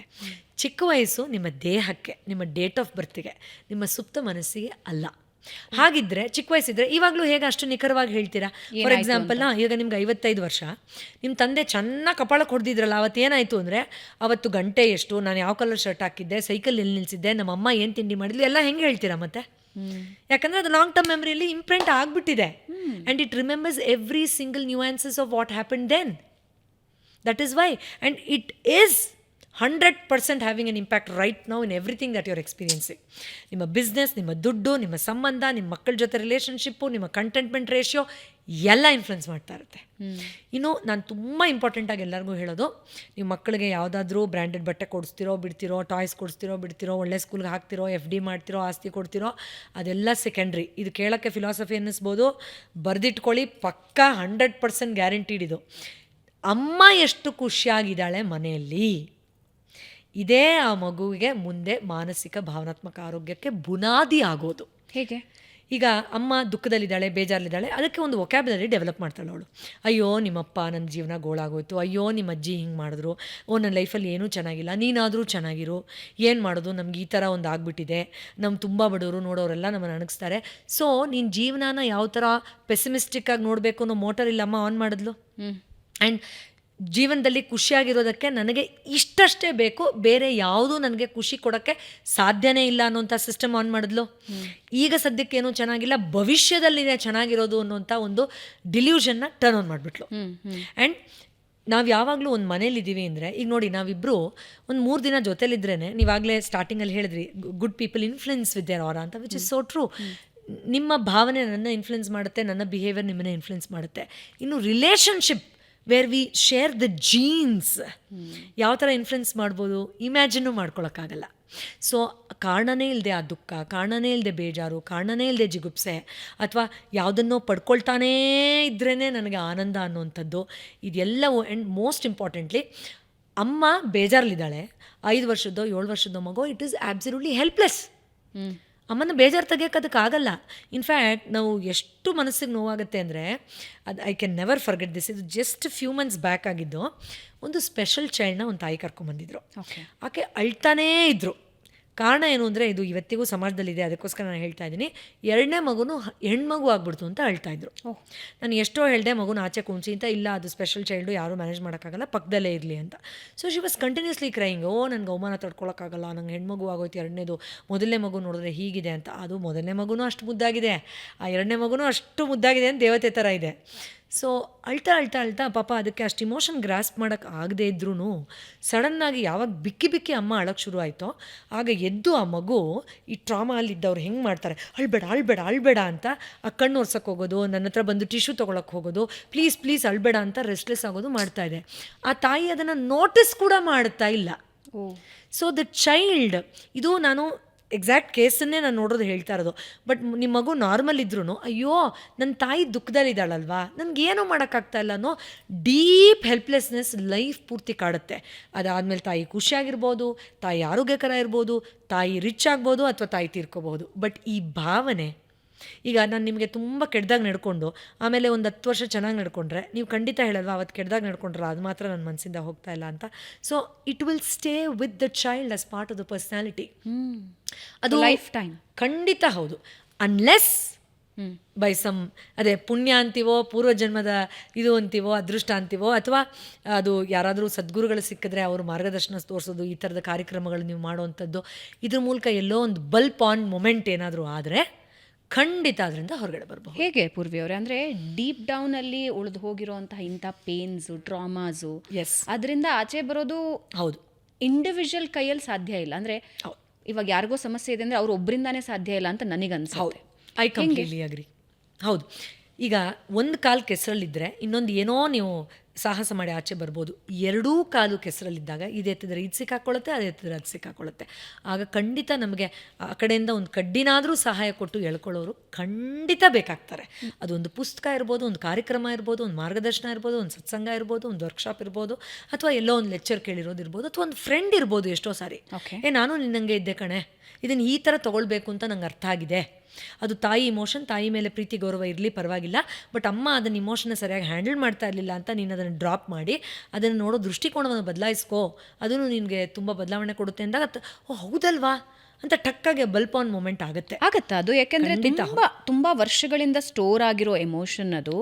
ಬಟ್ ಈ ರೀತಿ ತಕ್ಷಣ ಬಲ್ಪ್ ಆನ್ ಆಗುತ್ತಾ? One very important thing I want to tell you. ಒಂದು, ಅದನ್ನು ಡಿಲೀಟ್ ಮಾಡೋಕ್ಕಾಗಲ್ಲ ಆ್ಯಂಡ್ ಮಾಡಲೂಬಾರ್ದು. ನಂಗೆ ಅದು ನೆನಪೇ ಬೇಡ, ಯಾರೋ ಬಾಯ್ ಫ್ರೆಂಡ್ ನನಗೆ ಬ್ರೇಕಪ್ ಆಗೋಯ್ತು, ನಾನು ಅದನ್ನ ನೆನೆಸ್ಕೊಳ್ಳೋದಿಲ್ಲ, ಆ ಲೆಟರ್ ಅಕ್ಷರದಿಂದ ಹೆಸರು ಕೇಳೋದಕ್ಕೂ ನಂಗೆ ಇಷ್ಟ ಇಲ್ಲ, ಈ ಥರ ಎಲ್ಲ ಟ್ರಾಮಾ ಕೂತಿರುತ್ತೆ ಕೆಲವು ಸತಿ. It is not about deleting or pressing some button of wanting that to vanish. Control all delete ಆಗಲ್ಲ, ಡೆಫಿನೆಟ್ಲಿ ನೋ, ಲೈಫಲ್ಲಿ ಖಂಡಿತ ಅದಿಲ್ಲ. It's about embracing it, transcend ಮಾಡುವಂಥದ್ದು, ಆ ಅನುಭವನ ಯಾವ ರೀತಿ ಟ್ರಾನ್ಸ್ಫಾರ್ಮ್ ಮಾಡ್ಕೊಳ್ತೀನಿ ಅನ್ನುವಂಥದ್ದು. ಇಲ್ಲಿ ಆಧ್ಯಾತ್ಮ ನಮಗೆ ತುಂಬ ಸಹಾಯ ಮಾಡುತ್ತೆ. ಈ ಥರದೊಂದು ತಾಯಿಯಿಂದ ಅಥವಾ ತಂದೆಯಿಂದ ನಾನೇನು ಕಲಿತೆ, ನನ್ನ ವಿಚಾರಧಾರೆಗಳು ಏನು ಇಲ್ಲಿಂದ ಓಪನ್ ಅಪ್ ಆಯಿತು. ಆ್ಯಂಡ್ ಅಫ್ಕೋರ್ಸ್ ಅಲ್ಲಿ ಸ್ಟ್ರೆಸ್ ತುಂಬ ನೀವು ಸಬ್ಜೆಕ್ಟ್ ಆಗಿದ್ರೆ ಕ್ರಾನಿಕ್ ಸ್ಟ್ರೆಸ್ಗೆ ಮತ್ತೆ ನೀವು ಆ ಹ್ಯಾಪಿನೆಸ್ನ ಬ್ರೈನ್ಗೆ ಟ್ರೈನ್ ಮಾಡಿಕೊಂಡು ಸರಿ ಮಾಡ್ಕೊಳ್ಳೋದು ಮಾಡಲೇಬೇಕಾಗತ್ತೆ. ಫಿಸಿಕಲ್ ಬಾಡಿಯಿಂದನೂ ಆ ಸಿಸ್ಟಮ್, ಆ ಮೆಮರಿಯನ್ನು ತೆಗಿಲೇಬೇಕಾಗತ್ತೆ. ಮತ್ತು ಮಾನಸಿಕ ಆರೋಗ್ಯಕ್ಕೆ ಬೇಕಾದ ಸ್ಪೆಷಲ್ ಟ್ರೈನಿಂಗ್ ಯಾವ ಥರ ಆದರೂ ಆಗಿರ್ಬೋದು, ಚಿಕ್ಕದಾಗಾದರೂ ಆಗಿರ್ಬೋದು, ಮಾಡಿಕೊಳ್ಳೇಬೇಕಾಗತ್ತೆ. ಬಟ್ ಯಾವಾಗ ಅರಿವು, ನೀವು ಹೇಳಿದಾಗ ಬಲ್ಪ್ ಆನ್ ಆಗೋ ಮೊಮೆಂಟ್ ಬರುತ್ತೋ ಅಲ್ಲಿಂದ ಹೀಲಿಂಗ್ ಶುರು ಆಗೋಗುತ್ತೆ. The moment awareness comes, things start changing. In fact ನೀವು ನೋಡಿ, ಈಗ ನಿಮಗೆ ಗೊತ್ತೇ ಇರಲಿಲ್ಲ ಅಮ್ಮ ಈ ಥರ ಇಮೋಷ್ನಲಿ ಇದು ಮಾಡ್ತಾ ನನ್ನನ್ನು ಕುಗ್ಗಿಸ್ತಾ ಇದ್ದಾಳೆ. ತಪ್ಪಲ್ಲ ನಾನು ಹೇಳ್ತಾರೆ ಅಂದರೆ, ನೀವೆಲ್ಲ ಕೋಲ್ಡ್ ಆಗಿಬಿಡಿ ಇಮೋಷನ್ಸ್ಗೆ ಅಂತ ನಾನು ಹೇಳ್ತಾ ಇಲ್ಲ. ಎಲ್ಲೋ ಒಂದು ಕಡೆ ಬೌಂಡ್ರಿ ಅಂತಿರುತ್ತೆ ನಮಗೆ. ಅದು ಗಂಡನೇ ಆಗಿರ್ಬೋದು, ಪ್ರಾಣ ಕೊಡೋ ಹೆಂಡತಿನೇ ಆಗಿರ್ಬೋದು, ತಂದೆನೇ ಆಗಿರ್ಬೋದು. ನಾನು ಹೇಳ್ತೀನಿ ದೇವ್ರನ್ನೂ ಬಿಟ್ಕೋಬೇಡಿ ಅಂತ ಅಲ್ಲಿವರೆಗೂ ಅಲ್ವಾ. ದೇವ್ರು ಕೆಟ್ಟದ್ದು ಮಾಡ್ತಾನೆ, ದೇವ್ರು ಶಾಪ ಹಾಕ್ಬಿಟ್ಟ, ದೇವ್ರಿಗೇನೋ ಹೊಟ್ಟೆಗೆ, ದೇವ್ರನ್ನೂ ಬಿಡಲ್ಲ ನಾವು, ಇಮೋಷನ್ಲ ಅವನು ಕರ್ಕೊಂಡು ಒಳಗಡೆ ರೂಪ್ತಾ ಇರ್ತೀವಿ. ಸೊ ಬೌಂಡ್ರಿ ಹಾಕ್ಕೊಳ್ಳಿ ನೀವು. ಈ ಹೆಲ್ದಿ ಬೌಂಡ್ರಿ ಒಳಗಡೆ ಇದು ಬರಲ್ಲ ಅಂತ ನೀವು ಡಿಸೈಡ್ ಮಾಡಿದ್ಮೇಲೆ, ಪ್ರೀತಿ ಇದೆ, ಜವಾಬ್ದಾರಿ ನೆರವೇರಿಸ್ತೀನಿ, ಸಹಾಯ ಮಾಡ್ತೀನಿ, ಬಟ್ ಈ ಬೌಂಡ್ರಿ ಒಳಗಡೆ ನಾನು ಬರೋಕ್ಕೆ ಬಿಡಲ್ಲ. It is safe guarding your self. ಈಗ ನಾನೇನು ಲವ್ ಮಾಡ್ತೀನಿ ನಿಮ್ಮನ್ನು ಅಂತ ನಾನು ಇವಾಗ ಈಗಲೇ ನಾನು ತುಂಬ ಹತ್ರ ಬಂದು ನಿಮ್ಮ ಹತ್ರ ಏನೇನೋ ಹೇಗೋ ಮುಟ್ಟಿ ಮಾತಾಡ್ಸೋಕೆ ಶುರು ಮಾಡಿದ್ರೆ obviously will say hello, stay back, it's okay, ನನಗೆ ನಿಮ್ಮ ಮೇಲೆ ಪ್ರೀತಿ ಇದೆ, ಬಟ್ ಅಲ್ಲಿ ಕೂತ್ಕೊಳ್ಳಿ ಅಂತ ಹೇಳಲ್ವ ನಾವು. ಆ ಥರ ಎನರ್ಜೆಟಿಕ್ಲಿನೂ ನೀವು ಹೇಳಬೇಕು, ಇಮೋಷ್ನಲಿನೂ ಹೇಳಬೇಕು. ಈಗ ಇದನ್ನು ನಾನು ಯಾರೋ ಸ್ನೇಹಿತೆಗೆ ಹೇಳ್ಕೊಟ್ಟೆ ಅಂತ ಇಟ್ಕೊಳ್ಳಿ, ನಾಳೆ ದಿನ ಅಮ್ಮ ತಂದೆ ಬಗ್ಗೆ 50 ವರ್ಷ ಮ್ಯಾರೇಜ್ ಆದಮೇಲೂ ನ್ಯಾಗಿಂಗ್ ಮಾಡ್ತಾ, ಕ್ರಿಬ್ಬಿಂಗ್ ಮಾಡ್ತಾ, ಏನು ಗೊತ್ತಾ ಅಂತ ಹೇಳ್ತಾ, ಆಕೆಯ ಗಂಡನನ್ನೂ ಅದೇ ಥರ ನೆಗೆಟಿವ್ ಆ್ಯಂಗಲಲ್ಲಿ ನೋಡಬೇಕು ಅನ್ನೋದೇನಾದರೂ ಮಾಡಿದಾಗ, ಓಹ್ ಇಲ್ಲೆಲ್ಲೋ ಅಮ್ಮ ಬಾರ್ಡರ್ ಕ್ರಾಸ್ ಮಾಡ್ತಿದ್ದಾಳೆ ಅನಿಸುತ್ತೆ, ಅಮ್ಮಂಗೆ ಟ್ರೈ ಮಾಡೋಣ ಹೇಳೋಕ್ಕೆ, ಅಮ್ಮ ಹಿಂಗಲ್ಲ ಹಾಗೆ ಅಂತ. ಆಗಲಿಲ್ಲ ಅಂದರೆ let me B inside my safe zone. ಇಲ್ಲಿಂದ ಟಾಪಿಕ್ ಚೇಂಜ್ ಮಾಡೋದು, ಇಲ್ಲ ಜಾಗ ಖಾಲಿ ಮಾಡೋದು, ಇಲ್ಲ ಅಮ್ಮನಿಗೆ ಆದಷ್ಟು ಹೇಳಿ ಇರಲಿ ಬಿಡಮ್ಮ ಇನ್ನೊಂದ್ಸತಿ ಮಾತಾಡೋಣ ಅಂತ ಸೇಫಾಗಿ ಅದರಿಂದ ಟ್ರಾನ್ಸ್ಫರ್ ಆಗೋದು ಮಾಡಬೇಕು ಅನ್ನೋಷ್ಟಾದರೂ ಕಂಟ್ರೋಲ್ ನಮಗೆ ಸಿಗುತ್ತೆ. ಅದರ್ವೈಸ್ ಅವ್ರು ನಿಮ್ಮ ಎನರ್ಜಿನ ಸಕ್ ಮಾಡ್ತಾನೆ ಇರ್ತಾರೆ, ನೀವು ಅದಕ್ಕೆ ಸಕಂಬ ಆಗ್ತಾನೇ ಇರ್ತೀರ. ಓಕೆ, ಪ್ರೊಫೆಷ್ನಲಿ ಬರೋದಾದರೆ, ಪ್ರೊಫೆಷ್ನಲ್ ಲೈಫಿಗೆ ಬರೋದಾದರೆ, ನೀವಾಗಲೇ ಹೇಳಿದ ಹಾಗೆ ಕೆಲವರಿಗೆ ಚಿಕ್ಕ ವಯಸ್ಸಿಂದ ನಾವಿರೋದಿಷ್ಟೇ, ನಮ್ಮ ಕೈಲಾಗೋದಿಷ್ಟೇ, ಯು ಆರ್ ಅ ಫೇಲ್ಯೂರ್, ನಿನ್ನ ಕೈಲಿ ಮಾಡೋದಕ್ಕಾಗೋದಿಲ್ಲ, ಹೀಗೆ ಹೇಳ್ತಾನೇ ಇರ್ತಾರೆ. ಅಥವಾ ನೀನು ತುಂಬ ದಪ್ಪ ಇದೆಯಾ, ನೀನು ನೋಡೋಕೆ ಅಗ್ಲಿ ಇದೆಯಾ, ಇದು ಹಾಗೆ ಕ್ಯಾರಿ ಫಾರ್ವರ್ಡ್ ಆಗ್ತಾನೇ ಇರುತ್ತೆ. ಅದರಿಂದ ಹೊರಗೆ ಬರೋದು ಹೇಗೆ? ಓಕೆ, ರಿಲೇಷನ್ಶಿಪ್ಸ್ ಬಗ್ಗೆ ಹೇಳಿದ್ರಿ, ಬಟ್ ಆ ಸೆಲ್ಫ್ ಕಾನ್ಫಿಡೆನ್ಸ್ ಬೆಳೆಸೋದು ಹೇಗೆ? 2 ರೀತಿಲಿ ಹೇಳ್ಕೊಡ್ತೀನಿ. ಒಂದು ಬ್ರೈನ್ ಮೂಲಕನೇ, ಲಿಟ್ರಲಿ ಟ್ರೈನಿಂಗ್ ದ ಮೈಂಡ್, ಅದ್ರ ಮೂಲಕ ಖಂಡಿತ ನಾವು ಆ ಬ್ಯಾರಿಯರ್ಸ್ನ ಮುರಿಬಹುದು. ಅದಕ್ಕೆ ಹಲವಾರು ಮಾಧ್ಯಮಗಳಿದೆ. ಬೆಸ್ಟ್ ನಾವು ಅದನ್ನು ಬರೆದು ಅಥವಾ ಮಿರರ್ ಮುಂದೆ ಕೂತು ನನ್ನನ್ನು ನಾನು ಅರ್ಥ ಮಾಡ್ಕೊಳ್ತಾ, I love my self, I am the best, ನಾನು ದಿನೇ ದಿನೇ ಉತ್ತಮವಾದ ರೀತಿಯಲ್ಲಿ ಬದಲಾಗ್ತಾ ಇದ್ದೀನಿ, ನಾನು ಚೇತರಿಸ್ಕೊಳ್ತಾ ಇದ್ದೀನಿ, ನಾನು ನನ್ನ ದೇಹನ ಗೌರವಿಸ್ತೀನಿ, ನನ್ನ ದೃಷ್ಟಿಯಲ್ಲಿ ನಾನು ತುಂಬ ಸುಂದರವಾಗಿದ್ದೀನಿ, ನನ್ನನ್ನು ಭಗವಂತ ಪ್ರೀತಿಸೋದಕ್ಕೋಸ್ಕರನೇ ಇಷ್ಟೆಲ್ಲ ಸೌಲಭ್ಯ ಕೊಟ್ಟು ಸೃಷ್ಟಿಯಲ್ಲಿ ನನ್ನ ಇರಿಸಿದ್ದಾನೆ. ಈ ಥರ ವಿಚಾರಧಾರೆಗಳನ್ನು ಬದಲಾಯಿಸ್ಕೊಳ್ಳೋದು. ಮಿರರ್ ಯಾಕೆ ಹೇಳ್ತೀವಿ ಅಂದರೆ ಅದು ರಿಫ್ಲೆಕ್ಟ್ ಮಾಡುತ್ತೆ, ಸಬ್ಕಾನ್ಷಿಯಸ್ಲಿ ಇರುವಂಥ ವಿಚಾರಗಳನ್ನು ಬದಲಾಯಿಸೋಕ್ಕೆ ನಮಗೆ ಸಹಾಯ ಮಾಡುತ್ತೆ. ಇನ್ನು journaling, hand writing is mind writing ಅಂತ ಹೇಳ್ತೀವಿ. ಅದು ಕೂಡ ಸುಪ್ತ ಮನಸ್ಸಿಗೆ ಹೋಗಿ ನಿಖರವಾಗಿ ಬದಲಾವಣೆಗಳನ್ನು ಮಾಡೋಕ್ಕೆ ಸಹಾಯ ಮಾಡುತ್ತೆ. ಜರ್ನಲಿಂಗ್ ಅಂದ ತಕ್ಷಣ ತುಂಬ ಜನ ಏನು ಅನ್ಕೋತಾರೆ ಅಂದರೆ ಬೆಳಗಿಂದ ರಾತ್ರಿ ಆಗಿರೋದೆಲ್ಲ ಬರಿಬೇಕು ಅಂತ. ಅದು ಡಬಲ್ ಟ್ರಾಮಾ. ಅದು ಅವ್ರು ಹಂಗೆ ಬೈದರು, ಇವ್ರು ಹಿಂಗೆ ಬೈದರು, ಇವರು ಜಿಲೇಬಿ ಕೊಡಲಿಲ್ಲ ನನಗೆ, ಅವ್ರು ನಂಗೆ ಹಳೆ ಸೀರೆ ಕೊಟ್ಟರು, ಸೊ ಅದು ಅವಾಗ ಹತ್ತಿರಲ್ಲ, ಬರಿಬೇಕಾದ್ರೆ ಅಳ್ಕೊಂಡು ಕೂತಿರ್ತಾರೆ. ಟ್ರೂ. ಸೊ ಆ ಥರ ಅಲ್ಲ, ಕಾನ್ಷಿಯಸ್ ರೈಟಿಂಗ್ ಅಂದರೆ ಫಾರ್ ಎಕ್ಸಾಂಪಲ್ ಈಗ ಎಲ್ಲರಿಗೂ ಜಿಲೇಬಿ ಕೊಟ್ಟರು ನನಗೆ ಕೊಡಲಿಲ್ಲ ಅನ್ನೋದನ್ನೇ ಬರಿತಿದ್ದೀರಾ ಅಂತ ಇಟ್ಕೊಳ್ಳಿ. ಎಲ್ಲರಿಗೂ ಜಿಲೇಬಿ ಕೊಟ್ಟರು ನಂಗೆ ಕೊಡಲಿಲ್ಲ, ಆದರೆ ಏನು ಗೊತ್ತಾ, ಒಳ್ಳೇದಾಯಿತು, ಬಿಕಾಸ್ ನಾನು ಜಿಲೇಬಿನನ್ನು ಕಂಟ್ರೋಲ್ ಮಾಡ್ತಾ ಇಲ್ಲ, ನಾನು ಜಿಲೇಬಿ ಮೇಲೆ ಅವಲಂಬಿತ ಆಗಿಲ್ಲ ಅನ್ನೋದನ್ನು ತುಂಬ ಚೆನ್ನಾಗಿ ಕಲ್ತ್ಕೊಂಡೆ. ಸೊ ನಾನು ಆ್ಯಕ್ಚುಲಿ ಅವ್ರಿಗೆ ಥ್ಯಾಂಕ್ಫುಲ್ ಆಗಿದ್ದೀನಿ. ಬಟ್ ನಾಳೆ ದಿನ ನಾನು ಯಾರಿಗಾದ್ರೂ ಸ್ವೀಟ್ ಹಂಚ್ಬೇಕಾದ್ರೆ ಈ ಥರ ತಾರತಮ್ಯ ಮಾಡಬಾರ್ದು ಅನ್ನೋದನ್ನು ತುಂಬ ಚೆನ್ನಾಗಿ ಹೇಳ್ಕೊಟ್ರು, ಥ್ಯಾಂಕ್ ಯು ಅಂತ ಎಂಡ್ ಮಾಡ್ತೀವಿ. So the next time when you go through something like that, you are so empowered. And ರಾತ್ರಿ ಮಲ್ಗೋಕ್ಕಿಂತ ಮುಂಚೆ ಆ ಗಾರ್ಬೇಜನ್ನು ಅವ್ರವ್ರದ್ದೇ ಡಸ್ಟ್ಬಿನ್ಗೆ ಹಾಕ್ಬಿಟ್ಟು ನೀವು ಮುಕ್ತವಾಗಿ ಮಲ್ಕೊಳ್ತೀರ ಅಂದರೆ ರಾತ್ರಿ ಪೂರ್ತಿ ಅದು ಪ್ರೊಸೆಸ್ ಆಗುತ್ತೆ, ಅಯ್ಯೋ ನನಗೆ ಜಿಲೇಬಿ ಕೊಡಲಿಲ್ವಲ್ಲ ಅಂತ, as if we never had that sweet in our life ಅಲ್ವಾ. ಅದು ಒಂದು. ಸೊ ಈ ಥರ ಬರೆಯೋದ್ರ ಮೂಲಕ ಅಥವಾ ಮಿರರ್ ಮೂಲಕ ಅಥವಾ ಧ್ಯಾನದ ಮೂಲಕ ಅಫರ್ಮೇಷನ್ಸ್ ಅಂತ ಹೇಳ್ತೀವಿ. Affirmations are short sentences. ಅದನ್ನು ರಿಪೀಟ್, ಯಾಕಂದರೆ repetition sits in the inner mind. ಇದು proven. Fake it till make it. Absolutely ಹೌದು. In fact thanks for reminding me, because ನಮ್ಗೆ ಎಷ್ಟೋ ಸತಿ ಇದು ನಾಟಕೀಯ ಅಂತ ಅನಿಸುತ್ತೆ. ನಾನು ಚೆನ್ನಾಗಿಲ್ಲ ಅಂತ ನಮ್ಮ ಅಪ್ಪನೂ ಹೇಳಿದ್ದಾರೆ, ನಮ್ಮ ಅಮ್ಮನೂ ಹೇಳಿದ್ದಾರೆ, ನನ್ನ ಬಾಯ್ ಫ್ರೆಂಡು ಹೇಳಿದಾನೆ, ಈಗ ಸಡನ್ನಾಗಿ ನಾನು ಐ ಆಮ್ ಬ್ಯೂಟಿಫುಲ್ ಅಂದಾಗ ಅದು ಹೇಗೆ ನಂಬುತ್ತೆ ಅಂತ. ಸೊ ಬ್ರೈನಿಗೆ ನಾನು ಸುಮಾರು ಸತಿ ಎಕ್ಸ್ಪೆರಿಮೆಂಟ್ ಹೇಳಿದ್ದೀನಿ. ಇಲ್ಲೇ ಕೂತು ನಿಂಬೆಹಣ್ಣು, ಹುಳಿ ನಿಂಬೆಹಣ್ಣು ಹುಳಿ ಇದೆ ಅಂದ ತಕ್ಷಣ ಆಲ್ರೆಡಿ ನಮ್ಮ ಹಲ್ಲಲ್ಲಿ ಒಂಥರ ಜುಮ್ಮು, ಬಾಯಲ್ಲಿ ನೀರು ಬರುತ್ತೆ. And we know that in real it's not there. ಅಥವಾ ಅಲ್ಲಿ ಹಲ್ಲಿದೆ ನೋಡು ಅಂದರೆ ಅಲ್ಲಿ ಹಲ್ಲಿ ಇಲ್ಲ, ನಾನು ಇನ್ನೂ ನೋಡಿಲ್ಲ, ಆಲ್ರೆಡಿ ಕಿರ್ಚಿ ಆಲ್ರೆಡಿ ಸೀಟಿಂದ ಎಗರಿ ಆ ಕಡೆ ಹೊಟ್ಟೋಗ್ಬಿಟ್ಟಿರ್ತಾರೆ. ಬಿಕಾಸ್ ಬ್ರೈನಿಗೆ ನಿಜವಾಗ್ಲೂ ನಿಜವಾದ ಏನಿಲ್ಲ ಅನ್ನೋ ಡಿಫ್ರೆನ್ಸ್ ಗೊತ್ತಿಲ್ಲ. ಅಥವಾ ಅವ್ರಿಗೆಲ್ಲೋ ಒಂದು ಸ್ಕೂಟಿಲಿ ಹೋಗ್ತಾ ಇರ್ತಾರೆ, ಆಕ್ಸಿಡೆಂಟ್ ಆಗಿ ಕಾಲು ಮುರ್ಕೊಂಡಿರ್ತಾರೆ. ಸ್ಕೂಟಿ ಅಂದ ತಕ್ಷಣ ಸ್ಕೂಟಿ ಅಂತ ಹೇಳ್ಬೇಡ, ನನಗೆ ಎದೆ ಬಡ್ತಾ ಜಾಸ್ತಿ ಆಗೋಯ್ತು ಅಂತ ಹೇಳ್ತಾರೆ. ಕರೆಕ್ಟ್. ಅಲ್ಲಿ ಸ್ಕೂಟಿನೂ ಬಂದಿಲ್ಲ, ನೀನಿನ್ನೂ ಗಾಡಿ ಮುಟ್ಟೇ ಇಲ್ಲ. Because brain cannot differentiate. This is real brain science. ಇದು ದಿಸ್ ಇಸ್ ಬ್ರೈನ್ ಸೈನ್ಸ್ ಅಲ್ವಾ. ನಮಗೆ ಆ ರಿಯಲ್ ಅನ್ರಿಯಲ್ ಅನ್ನೋದು ಬ್ರೈನಿಗೆ ಗೊತ್ತಿಲ್ಲ.